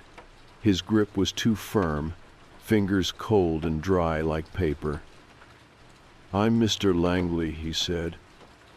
I shifted my grocery bag to my other hand. "Nice to meet you. I'm Dan." He didn't let go right away. His pale blue eyes flicked over me, studying my face, my hands, like he was trying to memorize me. Then, finally, he released his grip. I forced a small smile and took a step toward my door. Well, I should. "Have you seen my wife?" I stopped. I wasn't sure I had heard him right. "What?" "My wife." He tilted his head slightly, still watching me. "I was just wondering if you'd seen her." I hesitated. I had no idea what to say. I'd never seen anyone else coming or going from his apartment, and in the few days I'd been living there, I hadn't heard any voices from inside. Maybe she was at work, running errands? I cleared my throat. No, sorry, haven't seen her." He exhaled softly, like that answer meant something to him. Then he smiled again. Of course. I nodded, awkwardly shifting my weight. "Well, I should get inside," I said. His smile stayed fixed, but there was something strained in it now, like he wanted to say something else, but was holding back. Then, just before I stepped inside, he said, "It's good to have someone here again." Something about the way he said it made my stomach tighten. I shut the door quickly. The next day, I saw him again. I was leaving for work, locking my door, when I felt the distinct sensation of being watched. I turned my head and nearly jumped. Mr. Langley was standing in his doorway, staring at me. His door was cracked just enough for him to peer out, his pale eyes locked onto me. I forced a tight smile. "Morning." He smiled back. "Good morning." He didn't move, didn't step out, didn't blink. Just stood there, watching me. The entire way down the hall, I could feel his eyes on my back. At first, I chalked it up to him being lonely. Old guy, probably lived alone, maybe had memory issues, maybe his wife had passed away, and he just hadn't accepted it yet. That thought made me feel a little guilty. Maybe I had been too cold to him.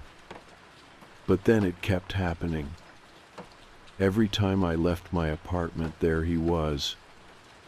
Some days, it was subtle. His door would be open just a crack, the sliver of his pale face visible in the dim light of his apartment. Other days, he was standing right there, waiting for me. Every time he asked the same thing, "Have you seen my wife?" And every time, I told him no.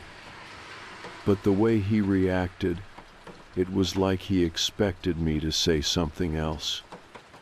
One night, I heard a knock at my door. I had just gotten home from work, exhausted, barely finished kicking off my shoes when I heard it. Soft, rhythmic. Knock, knock, knock. I frowned and checked the peephole. "Mr. Langley." I sighed. I considered not answering, pretending I wasn't home, but something told me he already knew I was inside. I opened the door just a few inches. "Hey, Mr. Langley, everything okay?" He was smiling. His hands were folded neatly in front of him, and he had that same too intense look in his eyes. "I wanted to bring you something."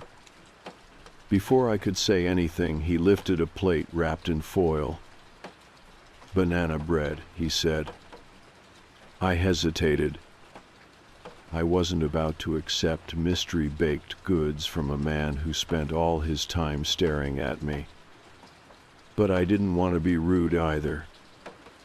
I forced a small laugh. "Oh, wow, thanks. That's really nice of you." He nodded slowly. "She always liked to bake." I blinked. "Your wife?" His smile stretched. "Yes." Then his fingers tightened around the plate. For the first time, I noticed how long and bony his hands were, his knuckles sharp, skin stretched too tight. I swallowed. "Yeah, thanks. I'll try some later." He didn't hand me the plate, just kept holding it, like he was thinking about something. Then finally he stepped back. "It's good to have company again." I nodded quickly and shut the door. I stood there for a moment, listening. After a few seconds, I heard his door close. I locked mine. I threw the banana bread away. That night, I couldn't sleep. I kept thinking about him, his expression, the way his fingers had tightened around that plate. Then, just as I was finally starting to doze off, something creaked. I sat up fast. It had come from inside my apartment. I held my breath, ears straining. Silence. Then, a slow, deliberate tap. I turned my head toward my closet. The door was slightly open. It hadn't been open before. I felt my pulse jump. I reached for my phone and turned on the flashlight. The beam cut through the darkness, spilling into the gap in the closet door. Nothing. Just the usual shirts, shoes, my suitcase. But something still felt wrong. I got up, my legs stiff, and walked to the closet. I gripped the door and yanked it open the rest of the way. Nothing. I exhaled. Maybe I had left it open earlier without realizing. I shut it again, double-checking that it clicked closed. But as I climbed back into bed, I couldn't shake the feeling that someone had been inside my apartment. And worse, that they had been hiding. I didn't sleep much after that night. Every time I closed my eyes, my mind kept replaying that tap, the barely open closet door, the feeling that someone had been inside my apartment, watching me sleep. But I had checked. No one was there. The door was locked. It had to be my imagination. Right? That's what I told myself the next morning. I got up, went through my routine, and tried to act normal, but something in me had shifted. I felt watched.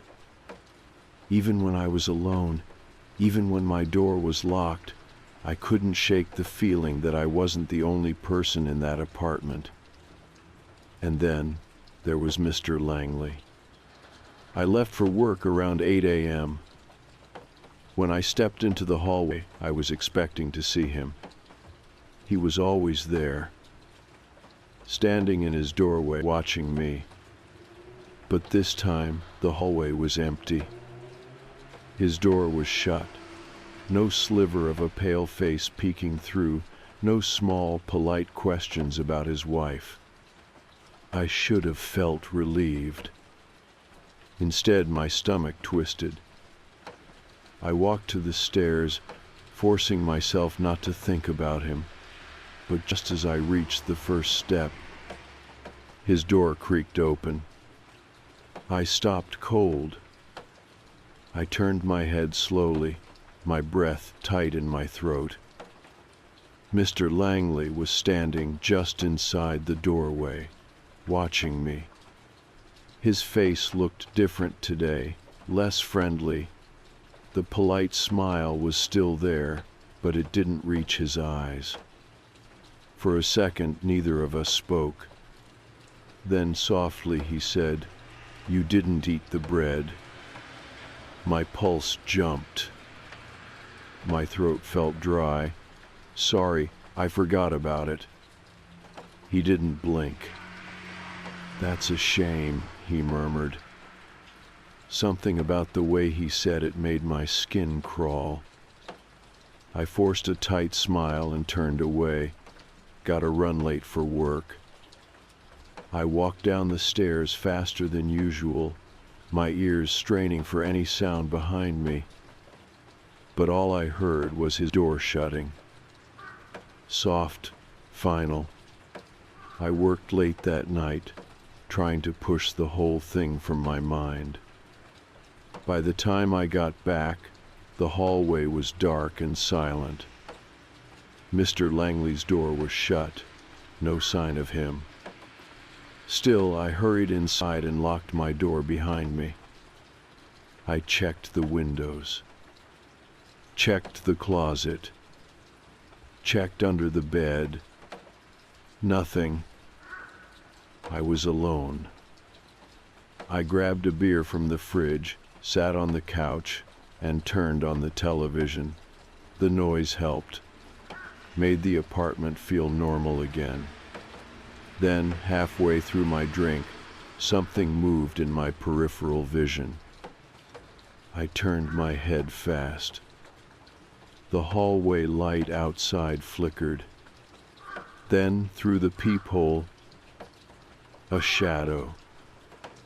I felt my breath catch. Someone was standing outside my door. I stood up slowly, my pulse hammering.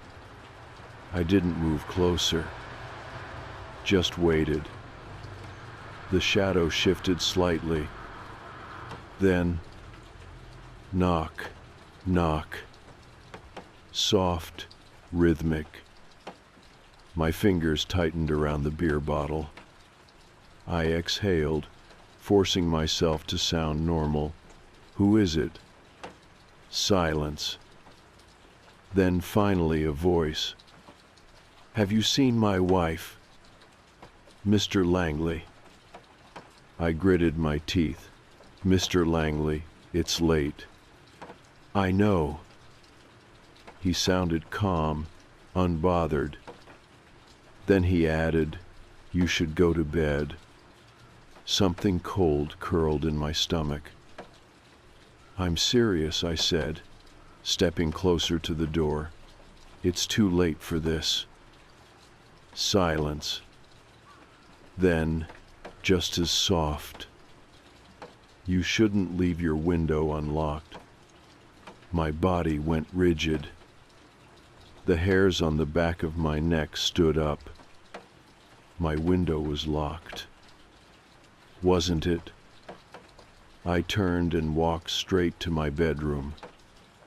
The curtains were still drawn. Everything looked normal. But when I stepped closer, I saw it. The lock turned halfway, like someone had tried to open it. I locked it. Then I backed away, breathing hard. I didn't check the peephole again. I didn't want to see if he was still standing there. I just went back to the couch, turned up the volume, and waited for morning. The next day, I told myself I was done being polite. If Mr. Langley knocked again, I wasn't answering. I wasn't going to humor him anymore. But he didn't knock. He didn't do anything. His door stayed shut. And, for the first time since moving in, I didn't see him at all. No shadow in the peephole, no whisper from the hallway. Nothing. Maybe I had scared him off. Maybe he finally got the hint. Or maybe he was just waiting. That night, I checked the window lock 3 times before going to bed. I still felt uneasy, but exhaustion finally took over. I fell asleep fast. Then, sometime in the middle of the night, a sound, a faint shuffle. I stirred, blinking into the darkness. Then, a soft click. The closet. My blood went cold. I turned over slowly, my breath tight in my throat. The closet door was open. Not much, just a crack. But I had shut it before bed. I stared, heart hammering. Then, a soft, deliberate sigh from inside the closet. I sat up fast. My mind screamed at me to move, to grab my phone, to run. Then something shifted. A slow, quiet movement. I reached for the lamp, my hands shaking. Flicked it on. The light filled the room. The closet was empty. Just my clothes, my suitcase, nothing else. I stood up, breathing hard. Then I noticed something. Laid out neatly on my bed. A dress. Women's clothing. A dress, a pair of heels and stockings, folded carefully on my pillow. I felt my whole body turn numb. I backed away, barely able to process it. Then I saw the note. A small piece of paper, placed neatly next to the dress. I picked it up, my fingers shaking. The handwriting was neat, precise. She always liked this one. I dropped the note and grabbed my phone. I called the police. I didn't care if they thought I was overreacting. I didn't care if there was no proof. I just wanted out. As I stood there, heart racing, waiting for someone to pick up, I realized something. The window, the lock. It had been halfway turned, like someone had tried to get inside, like someone had tried before. The police took too long to arrive. I sat in my living room, my back pressed against the couch, staring at my bedroom door like something might come slinking out at any second. My phone was still in my hand, the call connected, the dispatcher speaking in a calm, almost bored voice. "We have officers on the way, sir. Can you confirm that your door is locked?" "Yes," I said, my voice flat. The dress was still on my bed, the note still on my pillow. Like an offering, like an expectation. And then, as I was speaking, a sound, a slow, dragging sound, right outside my door. I stopped breathing. I held the phone tighter, pressing it against my ear, hoping the dispatcher had heard it too. But she kept talking, unfazed. "Sir, can you confirm?" Another sound. A soft tap. Then, the handle of my front door shifted. I shot to my feet. Someone's outside my apartment. My voice came out as a whisper, my own words barely registering in my ears. The dispatcher finally sounded awake. "Stay on the line. Officers are 3 minutes out." 3 minutes. 3 minutes was too long. I moved slowly toward the peephole, every step deliberate, careful. And I looked. Mr. Langley, standing directly outside my door. No knocking this time. Just standing there. His back was slightly hunched, his hands folded neatly in front of him, fingers clasped together like he was at a funeral, like he was mourning, like he was waiting. I didn't say anything. I just watched. His lips moved, but I couldn't hear the words. He was talking to himself, murmuring something I wasn't supposed to hear. Then, very slowly, he tilted his head, and he looked directly into the peephole. My breath caught. I stumbled back from the door. The second I moved, the handle turned again, not a gentle test this time. A harder twist. I heard the lock strain against the force. I ran to the kitchen, grabbing the heaviest knife I had. I wasn't going to wait for whatever the hell was happening to play out. Then, a knock.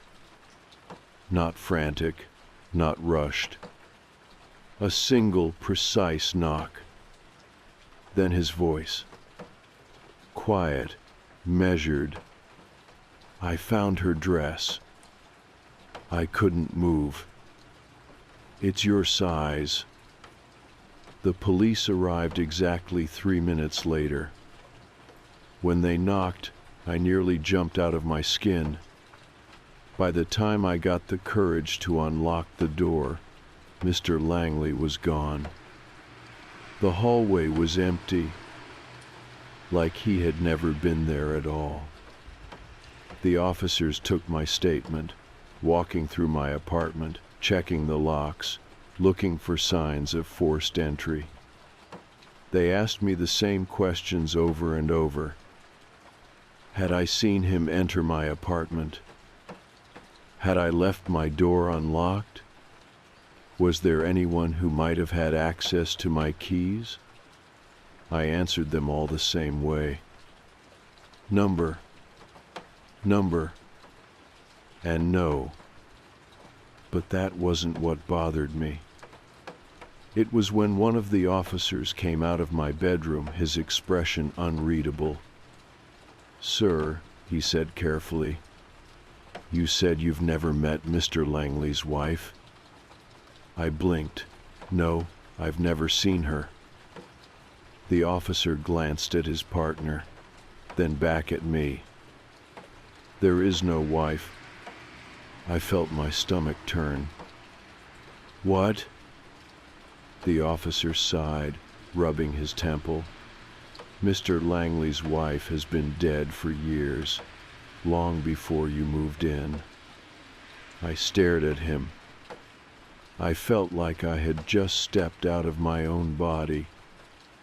I shook my head. "Buth's been asking me. Every time he sees me, he asks if I've seen her." The officer nodded grimly. "He does that every time someone new moves in." I felt something cold and sharp settle in my chest. Every time someone new moves in. That meant I wasn't the first. The officers escorted me down the hall to Mr. Langley's apartment. His door was locked, but when they knocked, there was no answer. After a minute, one of the officers looked at me. "We'll check in with management. If there's any sign of criminal activity, we'll open it up." I nodded, still feeling like I was standing in someone else's skin.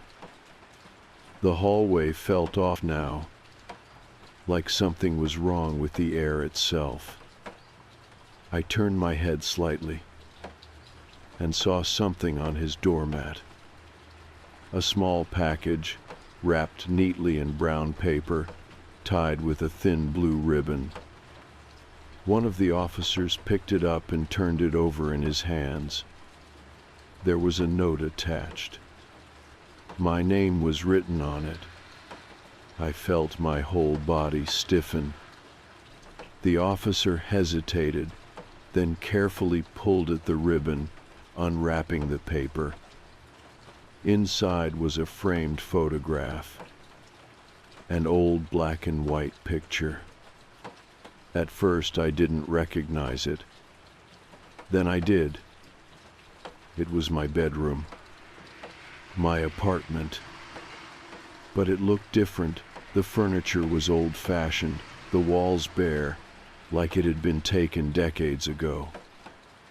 And in the center of the photo, standing by the window, a woman, wearing the same dress that had been laid out on my bed. Her face was turned slightly toward the camera, but her eyes were blurred out, the ink scratched over them deliberately. Beneath the photo, in neat handwriting, there was a caption. My lovely wife, 1963. I moved out that weekend. I didn't give notice. I didn't pack neatly. I just grabbed what I could and left. I didn't care about my deposit. I didn't care about breaking my lease. I just wanted to be gone.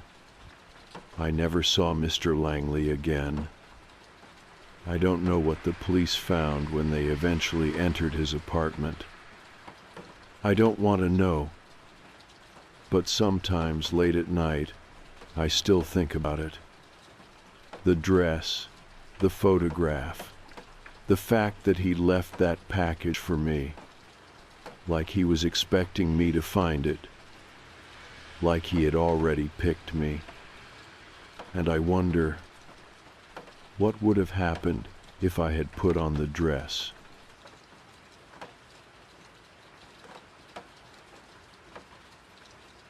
I have always been a man of precision.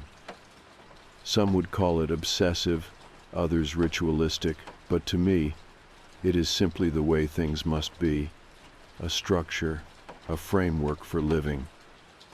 If something disrupts that framework, I can feel it, a crack in the foundation, a shift in the balance.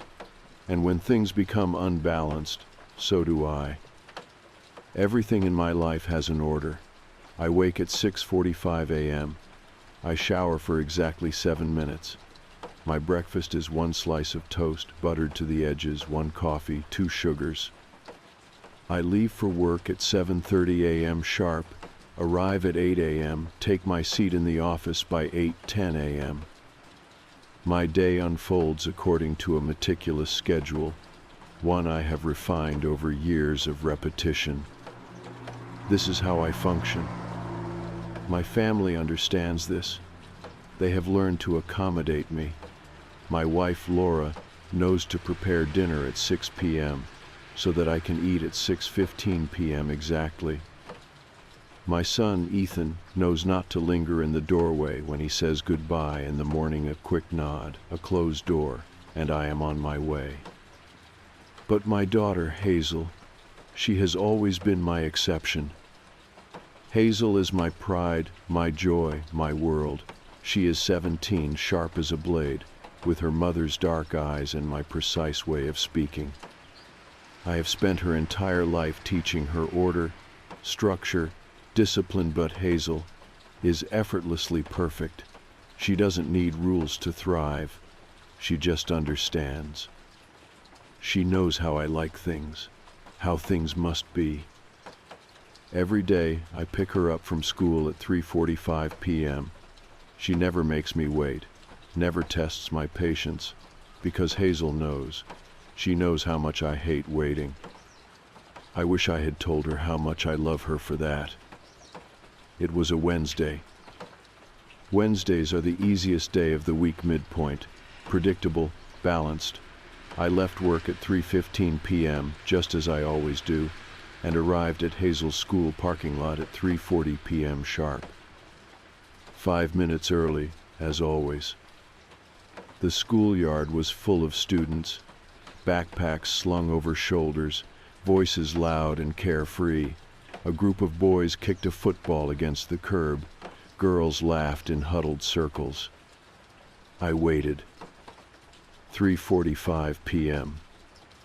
Hazel should have appeared from the front doors by now, walking with that determined stride of hers, her black school bag slung over one shoulder. I watched the entrance. She didn't come. 3:46 p.m. A small discomfort curled in my stomach. It wasn't panic. Not yet. Hazel was responsible. She was never late. 3:48 p.m. I tapped my fingers against the steering wheel. The football rolled past my car, and one of the boys sprinted after it, barely giving me a glance. 3:50 p.m. I pulled out my phone and called her. The ringtone played, once, twice. Then voicemail. "Hi, this is Hazel. I can't pick up right now. Leave a message." I frowned. Hazel always answered my calls. I called again. Again, voicemail. Something wasn't right. By 4 p.m., the school parking lot was nearly empty. The football boys were gone. The groups of laughing girls had dispersed. A few stragglers still loitered near the gates, but Hazel wasn't one of them. I stepped out of the car. The air was cold. The sky had darkened with early winter clouds. A teacher walked past, her arms full of papers. I stopped her.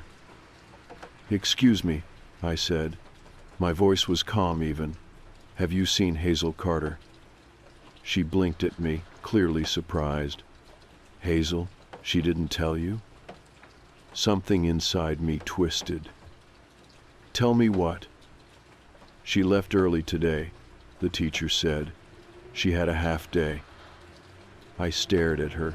My mind stuttered. That wasn't right. Hazel never left early without telling me. Hazel knew our routine. My breath quickened. What time did she leave? "Around noon, I think." The teacher frowned. She signed out at the office. I turned away before she could say anything else. I walked back to my car, my fingers tight around my phone. I checked my messages.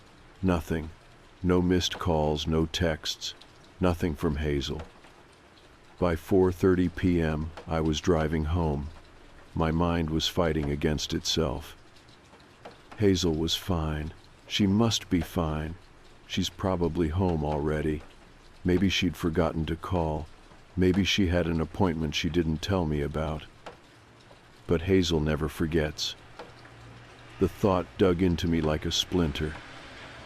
I turned onto our street, my eyes locking onto our house at the end of the cul-de-sac. The living room lights were on. I parked in the driveway and stepped out. The moment I opened the front door, Laura called from the kitchen. "Hey, did you—" She paused when she saw my face. "What's wrong?" I shut the door behind me. The house felt wrong. Too still, too quiet. I forced my voice to stay even. "Is Hazel home?" Laura blinked. "Number, isn't she with you?" Everything inside me stopped. "She left school early," I said slowly. "They said she signed out at noon." Laura's face changed. Her hands, damp from washing dishes, clenched at her sides. She didn't tell me that." A dull ringing filled my ears. I pulled out my phone and dialed Hazel again. Voicemail. I tried again. Voicemail. Laura grabbed her own phone, dialing rapidly. I could hear the tremor in her breath. "She always texts when she's coming home," she murmured. She always. Voicemail. My grip tightened on the phone. My heartbeat was pounding now, the edges of my vision blurring. Hazel was never late. Hazel always answered. I turned and grabbed my coat. I'm going to find her. Laura's voice shook. Wait, where? I didn't answer. I stepped out into the cold air, into the fading evening light, and climbed back into my car. Hazel was out there. She had to be. She just had to be. And I would not stop until I brought her home. The drive back to Hazel's school felt like a dreamth, kind where your feet sink into the ground, where time stretches and distorts. The sky had darkened to a dull slate gray, the first hints of evening creeping through the streets. Streetlights flickered to life, their glow sickly against the cold pavement. Hazel wasn't home. Hazel was gone. The thought clawed at me, an itch I couldn't scratch. I drove the familiar roads with my hands white-knuckled on the wheel. The streetlights blurred as I passed them, my mind running over every possibility. Maybe she was at a friend's house. Maybe she had taken the wrong bus home. Maybe. None of it made sense. Hazel always told me where she was going. She was never late, never. I pulled into the school parking lot, my headlights cutting through the emptiness. The building was locked up now, the windows dark. I stepped out of the car. The air bit into me, cold and sharp. I walked to the front entrance, pressing my hand against the glass door. The lobby inside was dark, the reception desk empty. I could still see the sign-out sheet on the counter, the one Hazel had supposedly signed earlier that day. I needed to see it. I rattled the handle, locked. My breath fogged up the glass as I peered inside. Something about the stillness unsettled me. I turned away, scanning the empty lot. It stretched out around me, silent and hollow. The wind whispered through the trees lining the sidewalk, their branches swaying like grasping fingers. I wasn't sure what I had expected to find, but I felt it, that terrible, gut-wrenching certainty that something was very, very wrong. Hazel wasn't here, but she had been, and I needed to know where she went. Back in the car, I called her again. Voicemail. Again. Voicemail. I gritted my teeth and dialed one of her friends, Alyssa. She and Hazel had been close for years. If anyone knew where she was, it would be her. The phone rang 3 times before Alyssa answered. Mr. Carter. Her voice was small, hesitant. I inhaled sharply. Alyssa, have you seen Hazel? Silence. A creeping, unnatural silence. Then, she didn't tell you? My grip on the steering wheel tightened. Tell me what? She said she had to meet someone. Something icy dripped down my spine. Who? Another pause. Then barely a whisper. I don't know. I clenched my jaw. Alyssa, if you know something, you need to tell me, now. Her breathing was shaky. I swear, Mr. Carter, I don't know. She just said she had to go. She seemed. She stopped herself. She seemed what? Another pause. Different. My stomach twisted. What do you mean?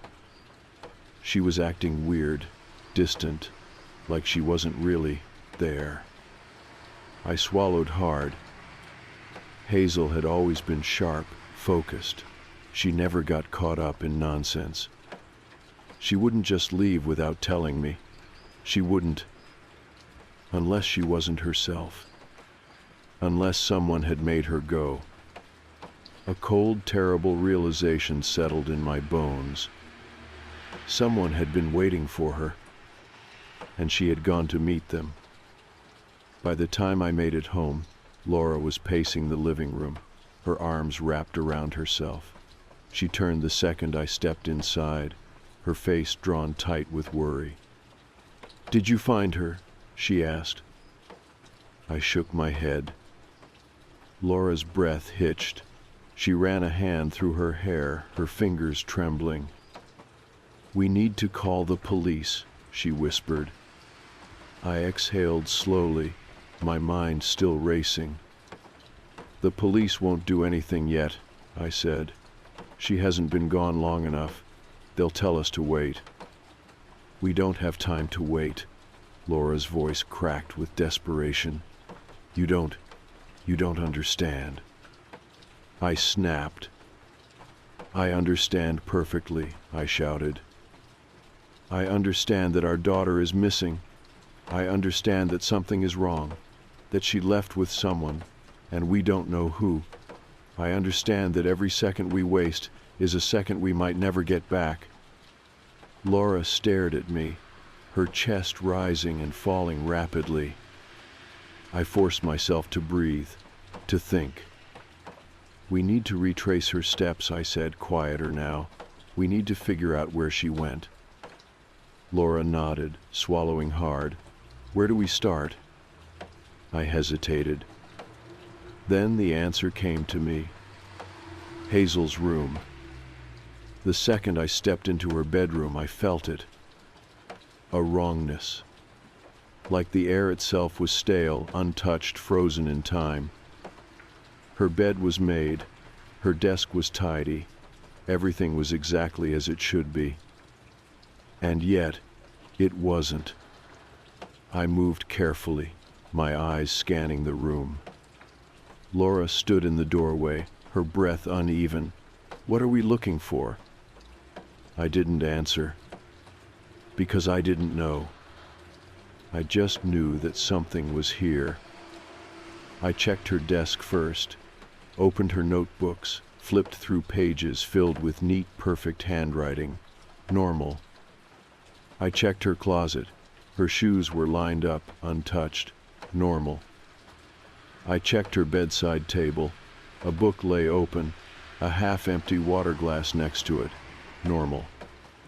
And then, a single piece of paper, folded neatly beneath her lamp. I picked it up, my pulse pounding. The paper was smooth, untouched, placed there deliberately. I unfolded it. 4 words were written inside, in Hazel's careful, controlled script. I had to go.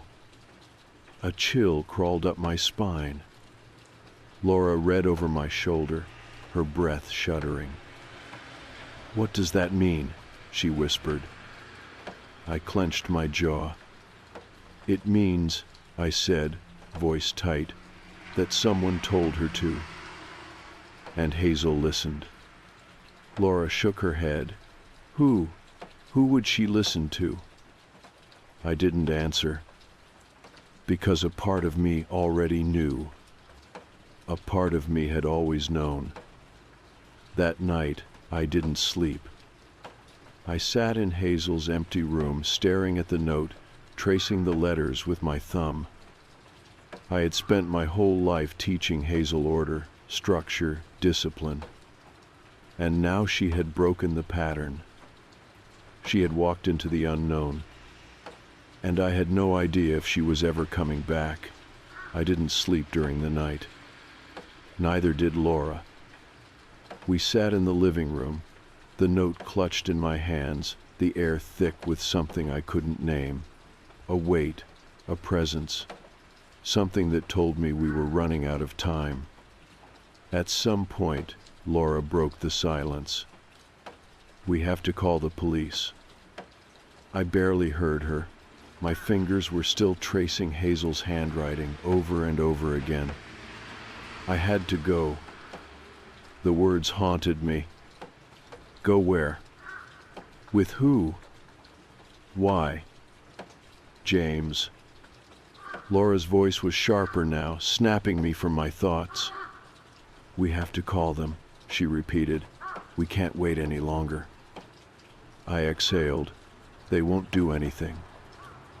You don't know that. I do. She shook her head, tears brimming in her eyes. James, our daughter is missing. What else are we supposed to do? I didn't have an answer. Laura stood, her breath shuddering. I'm calling them. She walked to the kitchen, leaving me alone in the dim light of the living room. I should have followed her. I should have agreed, but my mind was somewhere else. I stared at the note again. Hazel's words, carefully written, deliberate. I had to go. Had to. As if she didn't have a choice. I swallowed hard. My hands trembled. Then my phone buzzed. My chest tightened. I grabbed it, my heart hammering against my ribs. Unknown caller. I stared at the screen. Then I answered. Static filled my ears. Not normal static, something deeper, heavier. A noise that felt like it was inside my skull, like it was pressing against my brain. And beneath it, a voice. Dad. I stopped breathing. Hazel? The static shifted, grew louder. Beneath it, her voice so small. Dad, A sharp crackling sound swallowed the words. I gripped the phone tighter, my knuckles white. Hazel, where are you? Who are you with? More static. Thena whisper. It's not real. A chill crawled up my spine. What's not real? Silence. Hazel, listen to me. Where are you? For a moment, I thought I'd lost the connection. Then, Dad. Her voice was clearer now, more desperate. You have to let me go. My stomach dropped. What? A sharp click. The call ended. I shot up from the couch, my breath coming fast and ragged. Laura! She appeared in the doorway, phone still in hand. What? She called me, I said. Hazel, she called me. Laura's face went pale. What did she say? I swallowed hard. My mind was racing, replaying every word, every second of that call. She said it's not real. Laura's mouth parted slightly. What's not real? I shook my head. I don't know. I couldn't explain it, but something inside me, something deep, primal, was screaming that I had to find her. Now. And I knew exactly where to go. I drove. I didn't know where exactly, but my body did. It was instinct, muscle memory, something that felt like a dream I couldn't quite remember. Laura was beside me, gripping her phone, her breath shallow. I didn't speak, I just drove. And then I saw it. The road ahead was empty, no street lights, no houses, just a long, twisting stretch of darkness. But at the very end, a single building, an abandoned gas station. The sign was broken, the windows dark. It had been shut down for years. But the second I saw it, I knew. Hazel was here. I pulled into the lot, gravel crunching under the tires. The place was silent, too silent. I killed the engine. Laura grabbed my arm. James. I opened the door.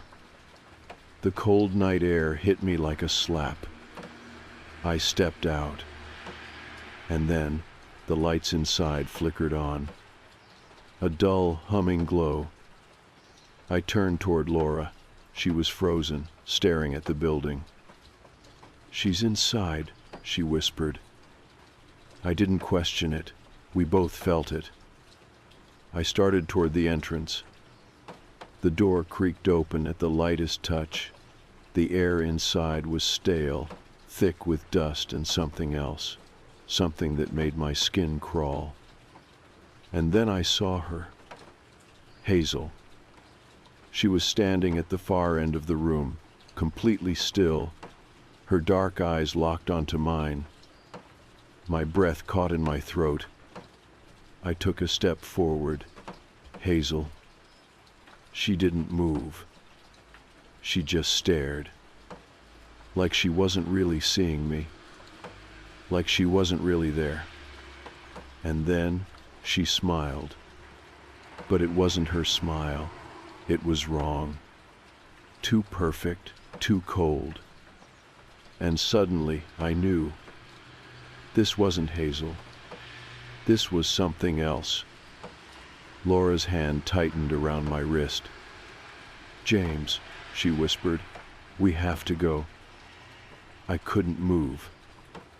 Hazel tilted her head slightly, her gaze piercing. And then she spoke. "You came back." A shiver ran down my spine.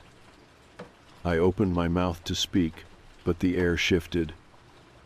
And suddenly Hazel was right in front of me. Not walking, not moving. Just there. I stumbled back. She reached out, her fingers brushing my arm. And for a moment, just a moment, I saw it. Flashes. Hazel, standing on the side of the road. A car screeching. Her body hitting the pavement. Blood pooling around her. My own hands covered in it. I staggered, my breath hitched. The truth slammed into me like a freight train.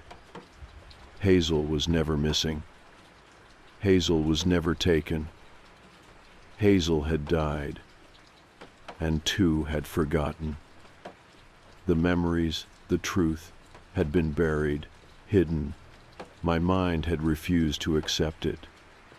But now, the illusion was breaking. I turned to Laura, my voice shaking. "We have to let her go." Laura's face twisted with grief, but she nodded. We turned. We walked out of that dead place. And behind us, the lights flickered out. When I looked back, Hazel was gone. We never spoke about that night. We never returned to that place.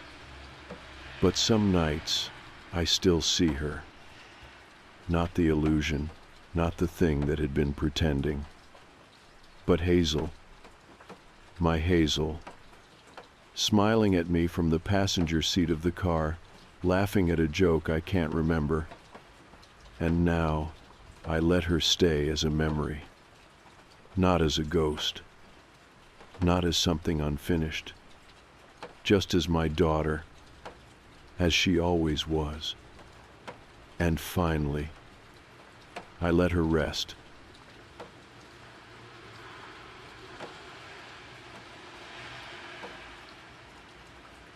I first noticed him about a month ago. There's a bus stop near the intersection by my apartment, just before I turn onto the main road for work. It's nothing special, just a faded metal bench under a scratched-up shelter, one of those places that feels like no one actually uses it. But he's always there. Every morning at exactly 7:15 a.m. I drive past, and he's standing under the shelter. Same posture, same spot. And he always waves at me. At first I found it funny, a little weird, sure, but not in a way that set off alarms in my head. I'd be sipping my coffee, barely awake, and then out of the corner of my eye a hand lifted in a slow, deliberate wave. Not overly friendly, not enthusiastic. Just acknowledging me. Like he knew I'd be there. The first time, I didn't wave back. It caught me off guard. But the next morning, when he did it again, I raised a hand briefly, more out of politeness than anything else. I don't know why I assumed he was waiting for a bus. I never actually saw him get on one. But then again, I never saw him leave either. After a couple of weeks, it became routine. Every morning I'd drive past and he'd wave. Some mornings I'd wave back. Some mornings I wouldn't. It didn't seem to matter to him. He did it anyway. I told a coworker about it one day during lunch, half laughing as I described the guy. It's kind of funny, right? It's like having a real-life NPC. She raised an eyebrow. Every morning? Every morning, I confirmed. Maybe he's just lonely. Maybe, I said, even though something about that didn't sit right with me. He didn't look lonely. He looked like he was waiting. Last week, I finally got a better look at him. I had left a little later than usual, running behind after searching for my keys, and as I pulled up to the intersection, I had to stop at a red light. For the first time, I was actually sitting there in clear view of him, instead of just driving past. He was standing in his usual spot under the shelter, right at the edge of the sidewalk. And for the first time, I really saw him. His clothes were always the same black pants, dark gray zip-up hoodie, hands tucked into the pockets. I had assumed he was young, maybe mid-30s, but up close it was hard to tell. His face was off. Not in an unnatural way, not in a way you'd immediately notice. But his features were vague, blurry in a way that made it impossible to guess his age. And he was already looking at me. His arm lifted, slow, deliberate. He waved. Something about it sent a weird, prickling feeling up my spine. Like it wasn't just a friendly gesture. Like it was a confirmation. I didn't wave back that time.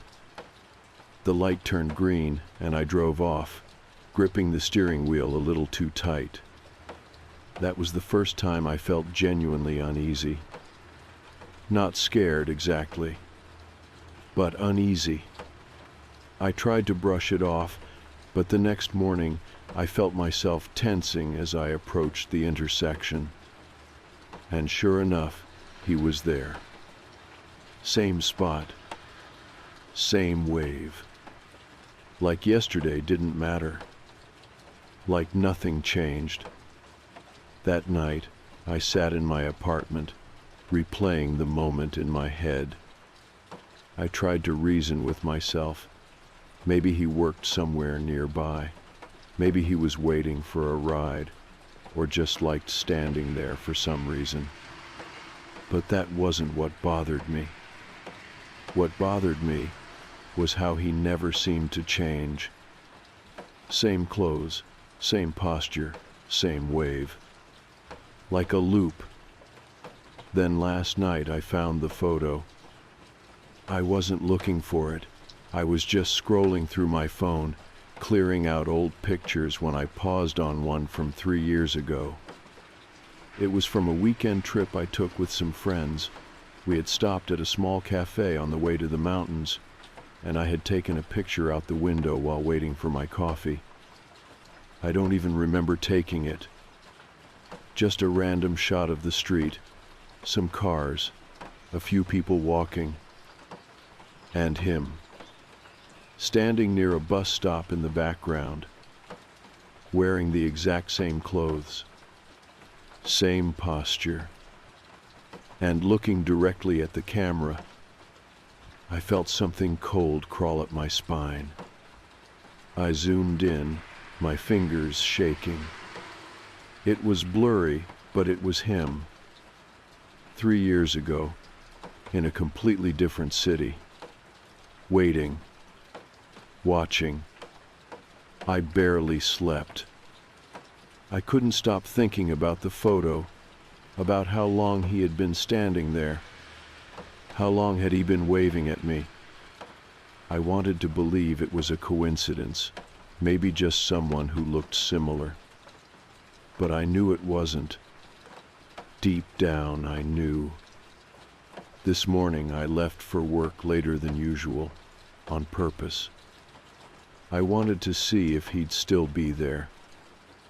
As I pulled up to the intersection, I slowed down, my hands clammy on the wheel. And for the first time in weeks, he wasn't there. The bus stop was empty. The relief hit me all at once.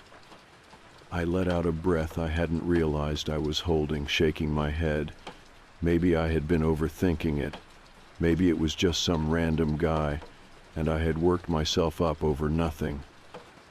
Then my phone buzzed. A notification from my security camera. Motion detected. I grabbed my phone, opening the app, expecting to see my neighbor walking past or a stray cat on the sidewalk. The footage loaded. For a second, I didn't understand what I was looking at. Then my vision tunneled. He was standing outside my apartment. Not at the bus stop. Not waiting. Just standing. Facing my door. Looking directly at the camera. At me. I dropped my phone.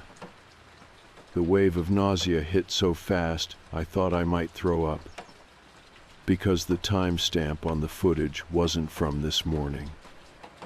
It wasn't from last night. It was from 3 days ago. He had already been here, standing at my door. And I never even knew. I stared at my phone, my mind struggling to process what I was looking at. The footage wasn't from today. It wasn't even from last night. 3 days ago, while I was asleep in my apartment, he had been outside my door. Just standing there. Not knocking, not trying to break in, just watching. My hands felt numb as I rewound the video, forcing myself to watch it again. The motion had triggered the camera at 3:12 a.m. At first, there was nothing. The hallway outside my door was dimly lit, quiet, still. Then he stepped into frame. Same dark pants, same gray hoodie, same calm, patient posture. He stopped directly in front of my door, tilting his head slightly. I couldn't see his face clearly, not with the way the light cast a shadow over it, but I could feel his eyes on me. He just stood there. Seconds passed, then a full minute, then 2. He never moved. And then just like that, he turned and walked away. Like he had gotten what he came for. Like standing outside my apartment in the middle of the night was enough. I gripped the phone tighter, my chest tightening with something close to panic. Had he been here before? Had I just never noticed? I needed to get out. I didn't know where I was going, but I couldn't sit here, staring at the footage, waiting for something else to happen. I grabbed my keys, shoved my phone into my pocket, and left. I ended up at a cafe a few blocks from my apartment, a place I had been to a handful of times but never really paid attention to. I ordered coffee just to have an excuse to sit down. My hands were still shaking as I wrapped them around the cup, letting the warmth ground me. I had to be rational about this. I had never spoken to this man. I didn't even know his name. But he knew me. He had been waiting for me every morning. And now he had been at my apartment. I kept replaying everything in my head, trying to find an explanation that wasn't terrifying. Maybe he just lived nearby. Maybe this was some weird coincidence. But then why did he show up before I even realized something was wrong? Why was he at my door before I ever connected him to that old photo? I took a shaky breath and pulled out my phone. I wasn't going to sit on this. I needed to report it. I opened the local police department's website and found the non-emergency number. My finger hovered over the call button. Then I hesitated. What was I going to tell them? That a guy at a bus stop waves at me? That he showed up at my apartment one time and didn't do anything? Would they even take me seriously? I leaned back in my chair, staring blankly at my screen. Then my phone vibrated. A new notification. Motion detected, front door camera. My throat tightened. I opened the app. The live feed loaded. There was nothing there. The hallway outside my apartment was empty. But then I saw the timestamp. 3:12 a.m. Again. I scrolled back, opening last night's footage. And there he was, standing in the exact same spot as before. Same posture, same unmoving presence. Like a loop, like a routine. Like I was the one following his schedule. I locked my phone and shoved it into my pocket, my hands clammy. I needed to talk to someone. I needed someone else to see this. I paid for my coffee and walked outside, dialing the only person I could think of. Josh answered on the second ring. Hey man, what's up? I had gone to college with Josh, and while we weren't best friends, he was one of the most level-headed people I knew. He worked in security, now private, nothing flashy, but enough that he'd know if I was overreacting.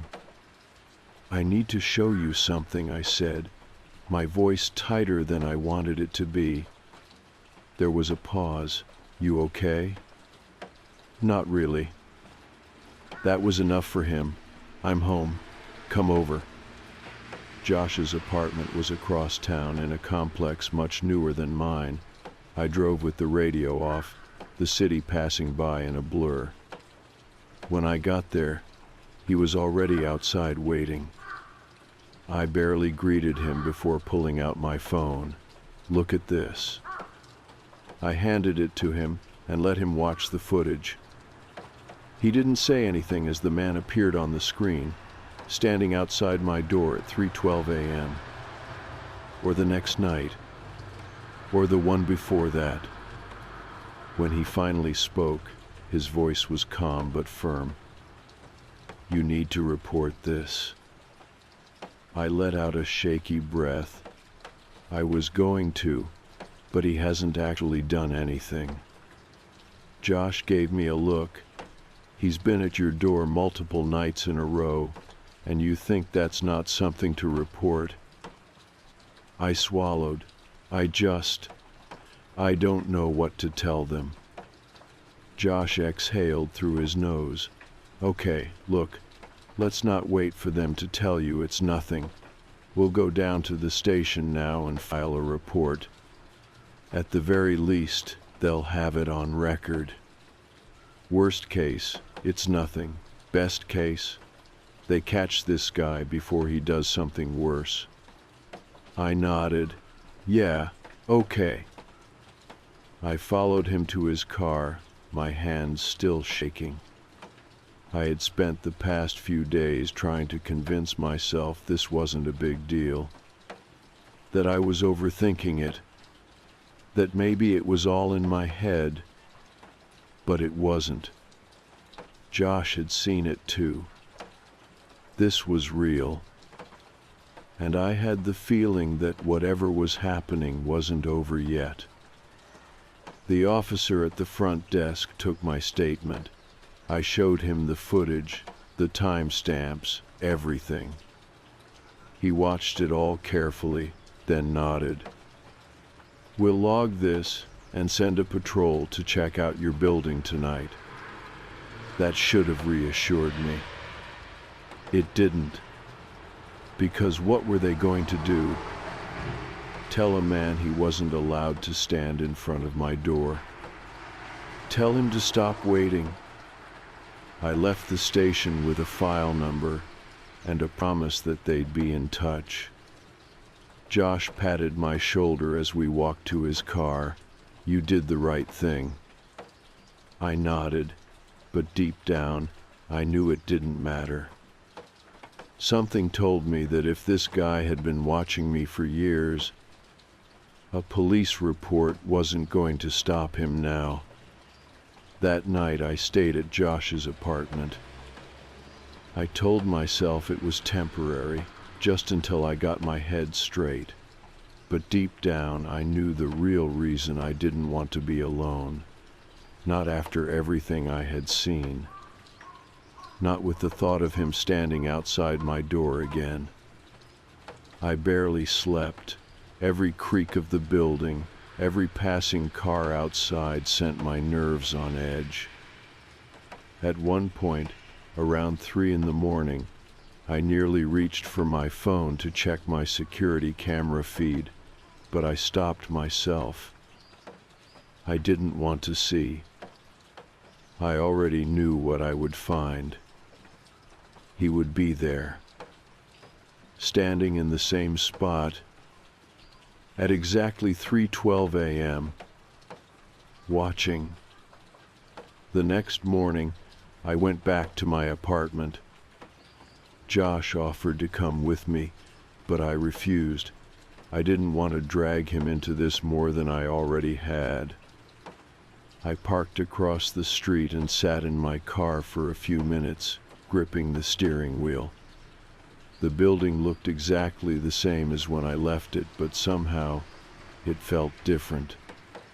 Like something inside had shifted. I took a deep breath and got out. As I walked up to my door, I glanced around, scanning the sidewalk, the street, the alley behind the building. No one was there. No sign of him. The only proof that anything had happened was my security camera, still mounted above my door.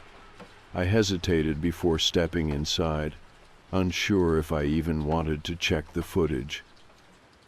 But I needed to. I had to know. I locked the door behind me and opened the app on my phone. The playback loaded, showing the last night's footage in grainy black and white. At first it was nothing, the empty hallway still and silent. Then, at exactly 3:12 a.m., he stepped into frame. Same dark pants, same gray hoodie. He stopped directly in front of my door. And then, for the first time, he moved. Slowly his hand reached up, fingers curling toward the doorknob. He didn't try to turn it, didn't knock, just rested his fingers against the metal like he was testing something. The air left my lungs. I watched as he stood there, hand on the doorknob, completely still. Then, just as suddenly as before, he pulled his hand away and walked off. I sat frozen, staring at the screen. He had touched the door. Why? I closed the app and exhaled sharply, trying to push down the growing sense of dread in my chest. Then I noticed something. A small folded piece of paper had been slipped under my door. My breath caught. I stared at it for a long time, my body refusing to move. Then finally, I reached down and picked it up, unfolded it. There were only 3 words. I changed my mind. I left the apartment that same day, packed a bag, called my landlord, and told him I was breaking the lease. I didn't care about the deposit, Didn't care if it was irrational. I was done. Josh didn't question it. He just helped me carry my stuff to the car, watching me carefully like he expected me to break down at any second. But I wasn't scared anymore. I was angry. I had spent the last few weeks wondering what he wanted, wondering if I was imagining things, wondering if I was just being paranoid.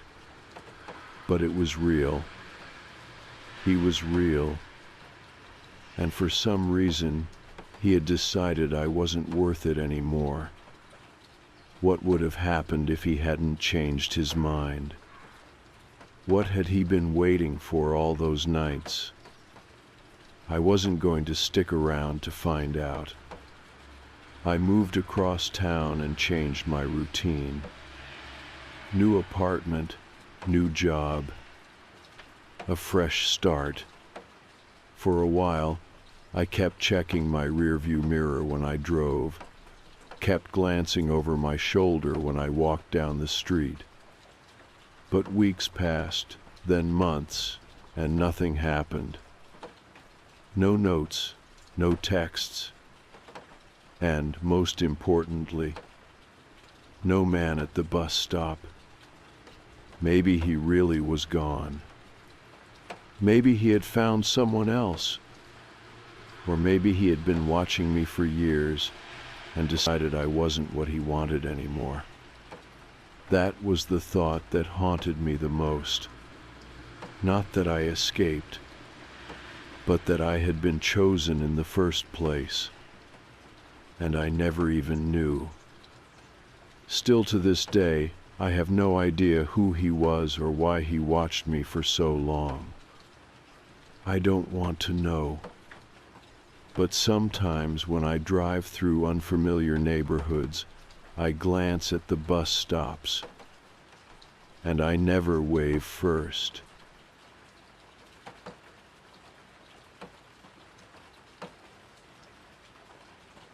I don't know if I'm just being paranoid or if something is really wrong, but I need someone to tell me if I'm overreacting before I confront her.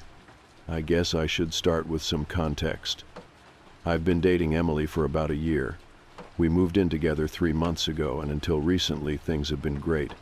She's funny, thoughtful, and honestly, she makes me feel like I finally found someone who gets me. There's just one problem. My pets keep dying. I know how that sounds, but I swear to God it wasn't like this before she moved in. I've always loved animals, small kind especially. I have a tank of freshwater shrimp, 2 hamsters, and a gecko. I know they're not the most exciting pets, but they mean a lot to me. I've had most of them for years without issues. Then, right after Emily moved in, things started happening. First, my gecko, Benny, stopped eating. He was perfectly healthy before super active, always darting around his enclosure. But suddenly, he just sat in one spot all the time. He wouldn't touch his food, barely reacted when I picked him up. 2 weeks later, he was dead. I was devastated, but I chalked it up to bad luck. These things happen, right? Then one of my hamsters, Milo, died. Same thing fine one day, sick the next, gone within a week. I had him for almost 3 years with no issues, and then out of nowhere, he just wasted away. I started to feel uneasy after that. 2 pets dying back to back, that wasn't normal. I deep cleaned all my enclosures, checked for mold, checked the temperatures, changed the filters, everything. Then the shrimp started dying. Not all at once, but one by one. Every morning I'd find a few floating at the top of the tank, their legs curled up unnaturally. That's when I started to feel sick. Something wasn't right. I tried to talk to Emily about it. I told her how weird it was, how it felt like all my pets were dying too close together for it to be a coincidence. She looked genuinely sad. She hugged me, told me she was sorry, that she knew how much they meant to me. She even helped me bury Milo in the backyard. For a little while I felt stupid. Of course she wasn't doing anything. She loved animals. She told me once she used to volunteer at a shelter. But then last night happened. And now, I can't ignore the feeling in my gut. I woke up at 2 a.m. to get a drink. As I passed by the living room, I saw Emily sitting on the couch in the dark. I almost called out to her, but then I saw what she was holding. My other hamster, Luna. She was cupped in Emily's hands, completely still. For a second, I thought she was petting her. But then Emily did something that made my stomach twist. She lifted her hand just slightly and let Luna drop. Not far, but enough. Enough to make Luna's tiny body jerk on impact. I must have made a noise because Emily's head snapped up. She saw me. For a second, neither of us moved. Then she smiled just barely. "I think she likes it," she whispered. I just stood there. She lifted Luna again and dropped her. Again. I must have stepped forward without realizing it because Emily suddenly looked surprised, like she had just remembered I was there. She gently placed Luna back in her enclosure. Then she stood up, walked past me, and went back to bed. Like nothing had happened. I barely slept after that. I just sat in bed, staring at the ceiling, my mind racing. Was I imagining things? Had I seen it wrong? But no. I didn't imagine the way she let Luna fall.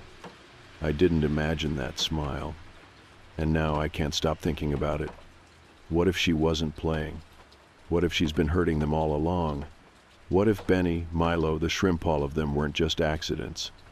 I need to know what you guys think. Because if I'm right, I don't know what to do next. I barely slept after what I saw. Every time I closed my eyes, I kept replaying it. The way Emily lifted Luna. The way she let her drop. The way she smiled. I kept telling myself there had to be an explanation, that maybe I was just reading into it too much. Maybe she really thought Luna liked it. But deep down, I knew that was bullshit. It wasn't just that moment. It was all of it. Benny getting sick out of nowhere. Milo dying when nothing was wrong. The shrimp floating in my tank one by one. The way Emily acted so normal about it all. Like she wasn't even surprised. Like she already knew what had happened. I spent the next day watching her. Not obviously. I acted normal.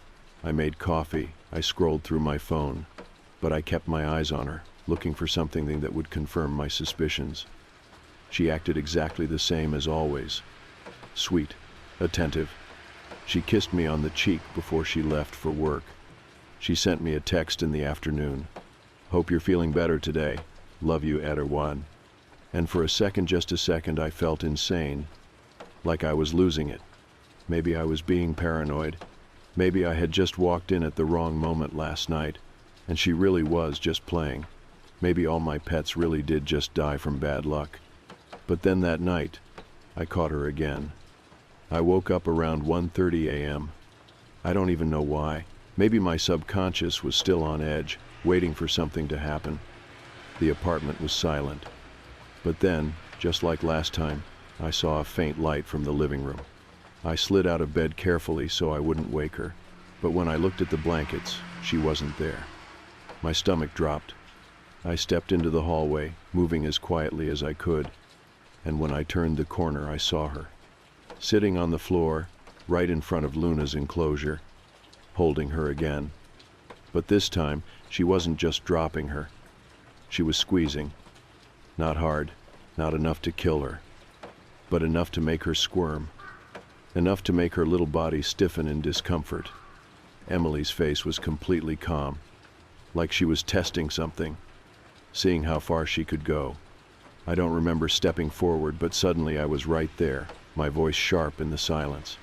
"Put her back." Emily's head snapped toward me. For a second, she didn't say anything. Then she sighed and gently placed Luna back inside the enclosure. I expected her to be embarrassed, maybe even guilty. But she just looked at me and said, "You're overreacting." My blood went cold. "What the hell is wrong with you?" My voice was low, shaking. "That's not how you handle animals." She rolled her eyes. "Oh my God, I wasn't hurting her. You're acting like I was torturing her or something." I felt something dark rise in my chest. "Benny wasn't sick, was he?" I whispered. She froze. For a fraction of a second, something flashed across her face, something I had never seen before. Then, just as quickly, it was gone. She sighed again, rubbing her temple. Jesus, you're being weird. You need to let this go. I just stood there, staring at her. Let it go? Was she serious? She turned and walked past me, back toward the bedroom like nothing had happened. And in that moment, I felt something shift. A part of me that had been making excuses for her for every little thing that felt off. For every pet that had died snapped. I didn't imagine this. I wasn't overreacting. Something was wrong with Emily. And now, I had proof. I didn't sleep. I sat in the living room for hours just thinking, trying to piece everything together. How long had she been like this? Had she always been this way and just hid it well? Or was there something deeper? Was this a warning sign? If she could hurt something small, something fragile, something that couldn't fight back, would she stop there? Would it escalate? I don't know. I really don't. This morning she acted like nothing happened. She made coffee. She kissed me before leaving for work. Like last night never happened. Like she hadn't looked me in the eye and told me to let it go. I haven't said anything to her. Not yet. But I've been sitting here all morning wondering what I'm supposed to do. Do I confront her? Do I break up with her? Is this a deal breaker? Or am I just jumping to the worst conclusion? I mean, she didn't kill Luna. Not yet. But how long before she does? And how long before it's not just my pets? I guess what I'm asking is, what do you think? Am I crazy?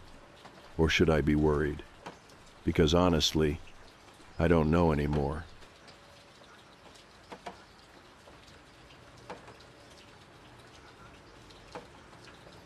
I first saw the message while scrolling through my phone in bed, half asleep. Hey, is this you? It was from an old acquaintance, someone I hadn't spoken to in years. Attached was a link to a profile.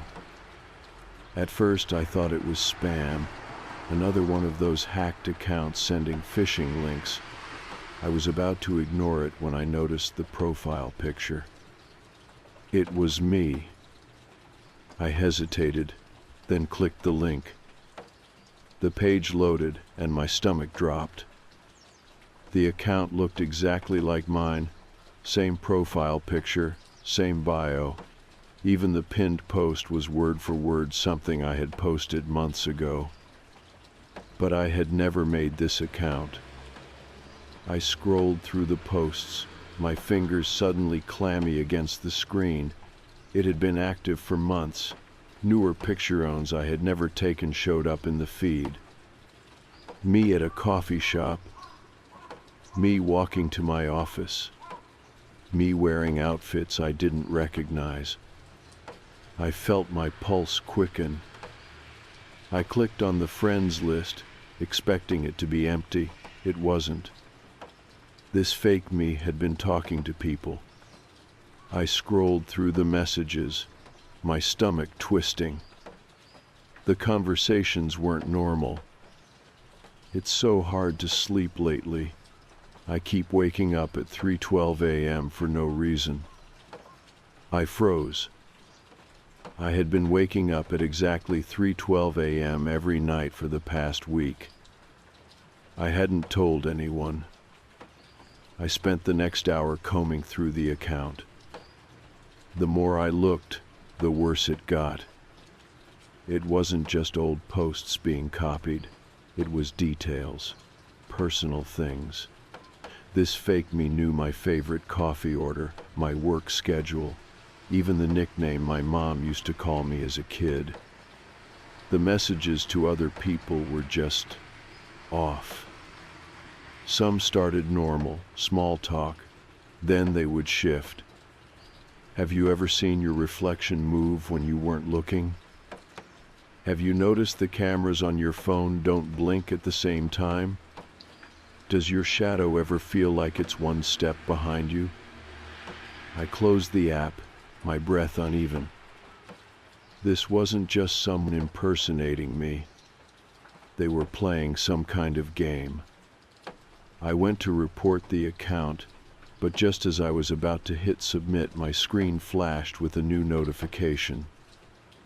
A DM from my own fake account. Stop looking for me. I stared at my phone, every muscle in my body tense. Whoever was behind this, they knew I was watching. My hands shook as I typed a response. Who are you? The message was read instantly. 3 dots appeared, typing. Then, you should know, you're me. I felt something cold settle in my stomach. I didn't respond. Instead, I went straight to the app settings and reported the account. It had to be taken down. Whoever was doing this, whoever was pretending to be me, they couldn't keep using my face. I shut off my phone and sat there in the dark, my heart still racing. For a long time, nothing happened, no messages, no notifications. I started to convince myself that I was overreacting, that I was just paranoid. Then my phone buzzed again. I hesitated before looking. Another DM. This time, just an image. A blurry photo. I clicked on it and felt the blood drain from my face. It was a picture of my apartment building, taken from the street. Tonight. I didn't sleep that night. I sat in bed, staring at my phone screen.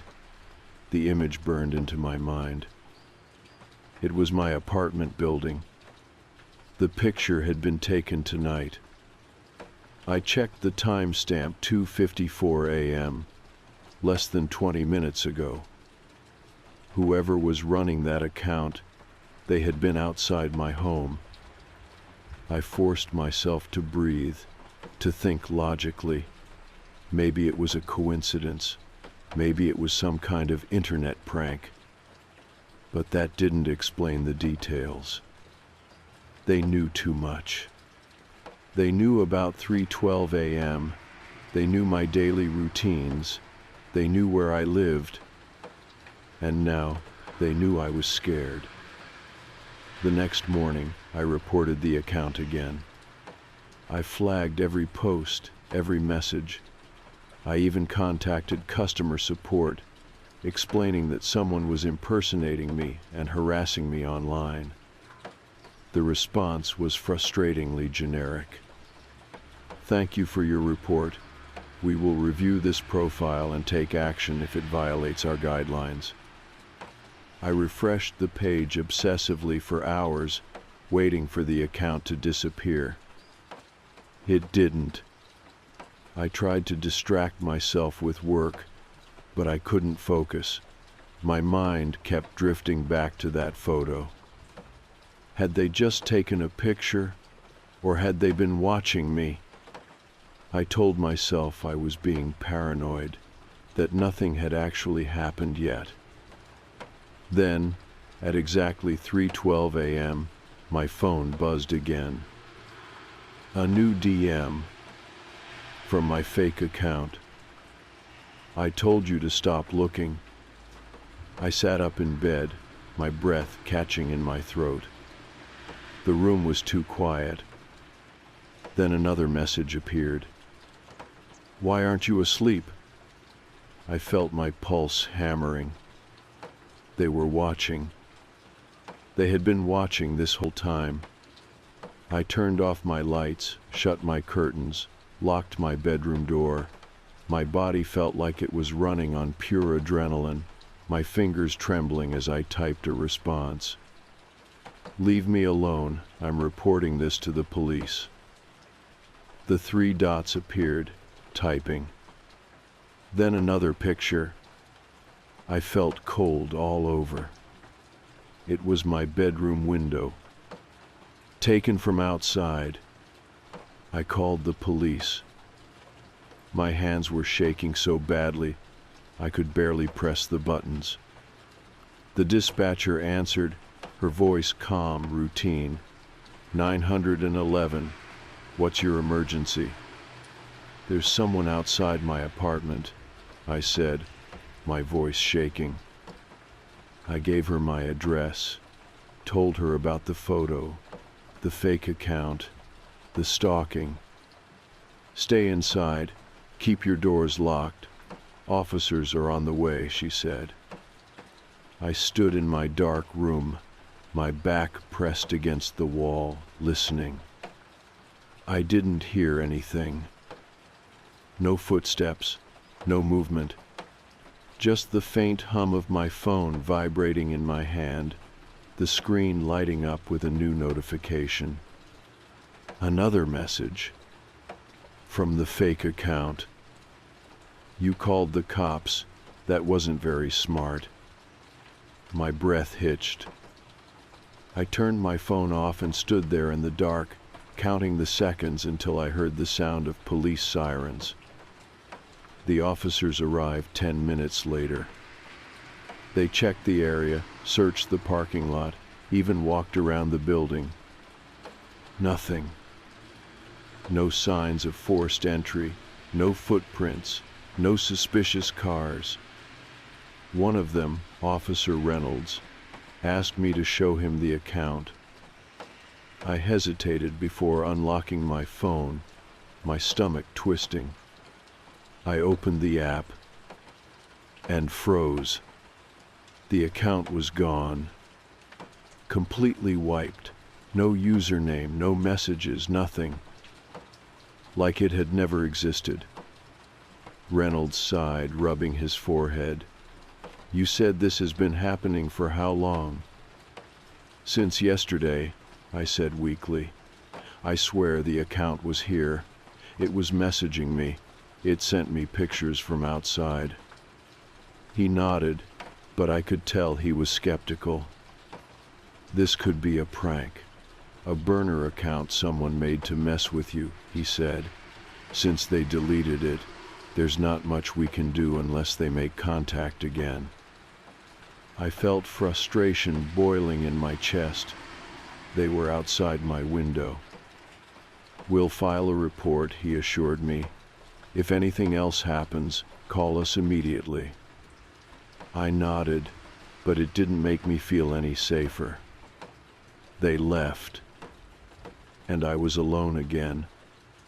I didn't sleep. I stayed awake, listening. For footsteps, for breathing, for anything. The night dragged on, every shadow in my apartment stretching too long, every creak of the building making my skin crawl. But nothing happened. No knocks at the door. No new messages. By morning, I started to convince myself that maybe, just maybe, it was over. Maybe whoever had been tormenting me got scared when I called the cops. Maybe they were done. Then, at 7:46 a.m., I got a notification. A new account had followed me. The username was almost identical to the last one, just with a slight variation. And they had already posted something. I felt my hands go numb as I clicked on it. A photo. My bedroom. Taken from inside my apartment. While I was asleep, I don't remember grabbing my bag or my keys. I don't remember locking the door behind me. I just remember running. My legs felt numb. My breath came in sharp bursts, but I didn't stop. I made it down the stairwell of my apartment complex, out into the open air, the morning light feeling too harsh, too unreal. I wasn't safe in there. Whoever was behind this hadn't just been watching me. They had been inside. I called the police again from my car, my fingers trembling so badly that I could barely hold the phone. The dispatcher sounded the same as before, calm, detached, routine. I need help, I gasped. Someone broke into my apartment. They took a picture of me while I was sleeping. I just saw it online. I don't know how they got in. Are you in a safe location? I think so. Stay there. Officers are on the way. I hung up and sat in my car, gripping the steering wheel so tightly my knuckles ached. My front door had been locked this morning. There were no broken windows, no signs of a break-in, which meant they never left. The police arrived in less than 10 minutes. This time, they took me seriously. 2 officers, Reynolds and Carter, checked my apartment. They went room by room, searching for any sign of forced entry, for anything missing. They found nothing. The locks were intact. The windows were still latched. No footprints, no signs of anyone being there except me. But someone had been there. Reynolds looked uneasy as he flipped through his notepad. You said the photo was posted this morning? I nodded. And the account? It's gone? I swallowed hard. Yeah, just like last time. Carter glanced at the security camera above my apartment door. Does your building have surveillance footage? I exhaled sharply. Why hadn't I thought of that? Yes, I said. The property manager has access. Reynolds nodded. We'll get the footage. In the meantime, we suggest staying somewhere else for the night. I didn't argue. I wasn't stepping foot back in that apartment until I knew who had been inside. I stayed at a hotel that night, the kind with 2 bright hallways and generic artwork on the walls. The second I locked the door behind me, I sat on the edge of the bed, staring at my phone. No new messages, no new accounts, no notifications. But I knew it wasn't over. It didn't feel over. The silence felt worse than the messages. I left the bedside lamp on as I lay down, my body stiff with exhaustion. I was too wired to sleep, but at some point my mind shut down, and I drifted off into a restless half-dream. Then my phone buzzed. I woke up instantly, my heart pounding. 3:12 a.m.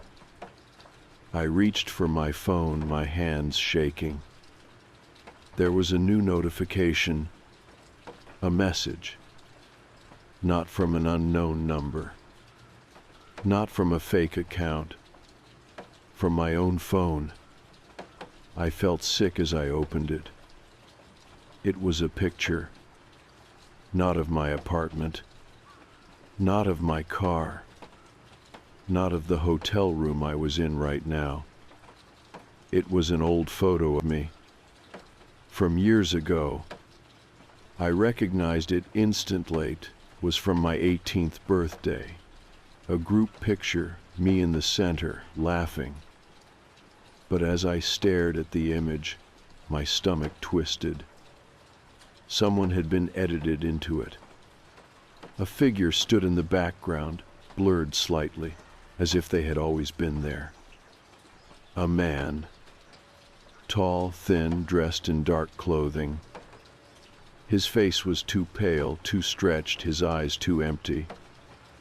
Like a badly photoshopped ghost. But this wasn't just a random edit. The original picture had been taken on a disposable camera. There was no digital version. I never uploaded it. I never scanned it. I never posted it anywhere. So how the hell did they have it? I didn't sleep. I sat there in the dim light of the hotel room, my pulse pounding in my ears, the phone clutched in my trembling hands. I had thought this was just stalking. I had thought someone had hacked my accounts, stolen my pictures, followed me online. But this was something else. They had been watching me for longer than I realized. Maybe even before I ever noticed. The police called me the next afternoon. Reynolds' voice was tense. We got the security footage. I straightened, gripping the edge of the hotel desk, and a pause. Then, you need to come down to the station. The footage wasn't what I expected. It didn't show someone breaking into my apartment. It didn't show a masked figure sneaking inside. What it showed was me. At 2:43 a.m., I left my apartment alone. I walked down the hall, out of the building, into the parking lot. I stood there for almost 20 minutes. Then I turned around, went back inside, and locked the door behind me. I watched the footage in horrified silence. I had no memory of this. I never left my apartment. I was asleep. I felt cold all over. Reynolds exhaled, rubbing his temples. Are you on any medication? Sleepwalking history? I shook my head, my hands gripping the chair. Number nothing. Carter leaned forward. This isn't just about someone online. This isn't just an impersonation. Someone. He hesitated, choosing his words carefully. Someone has been inside your life for longer than you think. I swallowed hard. What do I do? The officers exchanged a look. Then Reynolds sighed. You disappear. I don't use social media anymore. I don't post pictures. I don't keep accounts. I wiped everything, moved to another city, changed my number. But it still doesn't feel like enough. Because sometimes when I'm walking alone, I swear I feel eyes on me. Sometimes I wake up at 3:12 a.m., drenched in sweat, my heart racing, with the feeling that I just came back from somewhere. And sometimes, when I check my phone, I see a notification from an account that doesn't exist. A single message. You can't run forever. I'll find you again soon. And attached, another picture of me, from a moment I don't remember.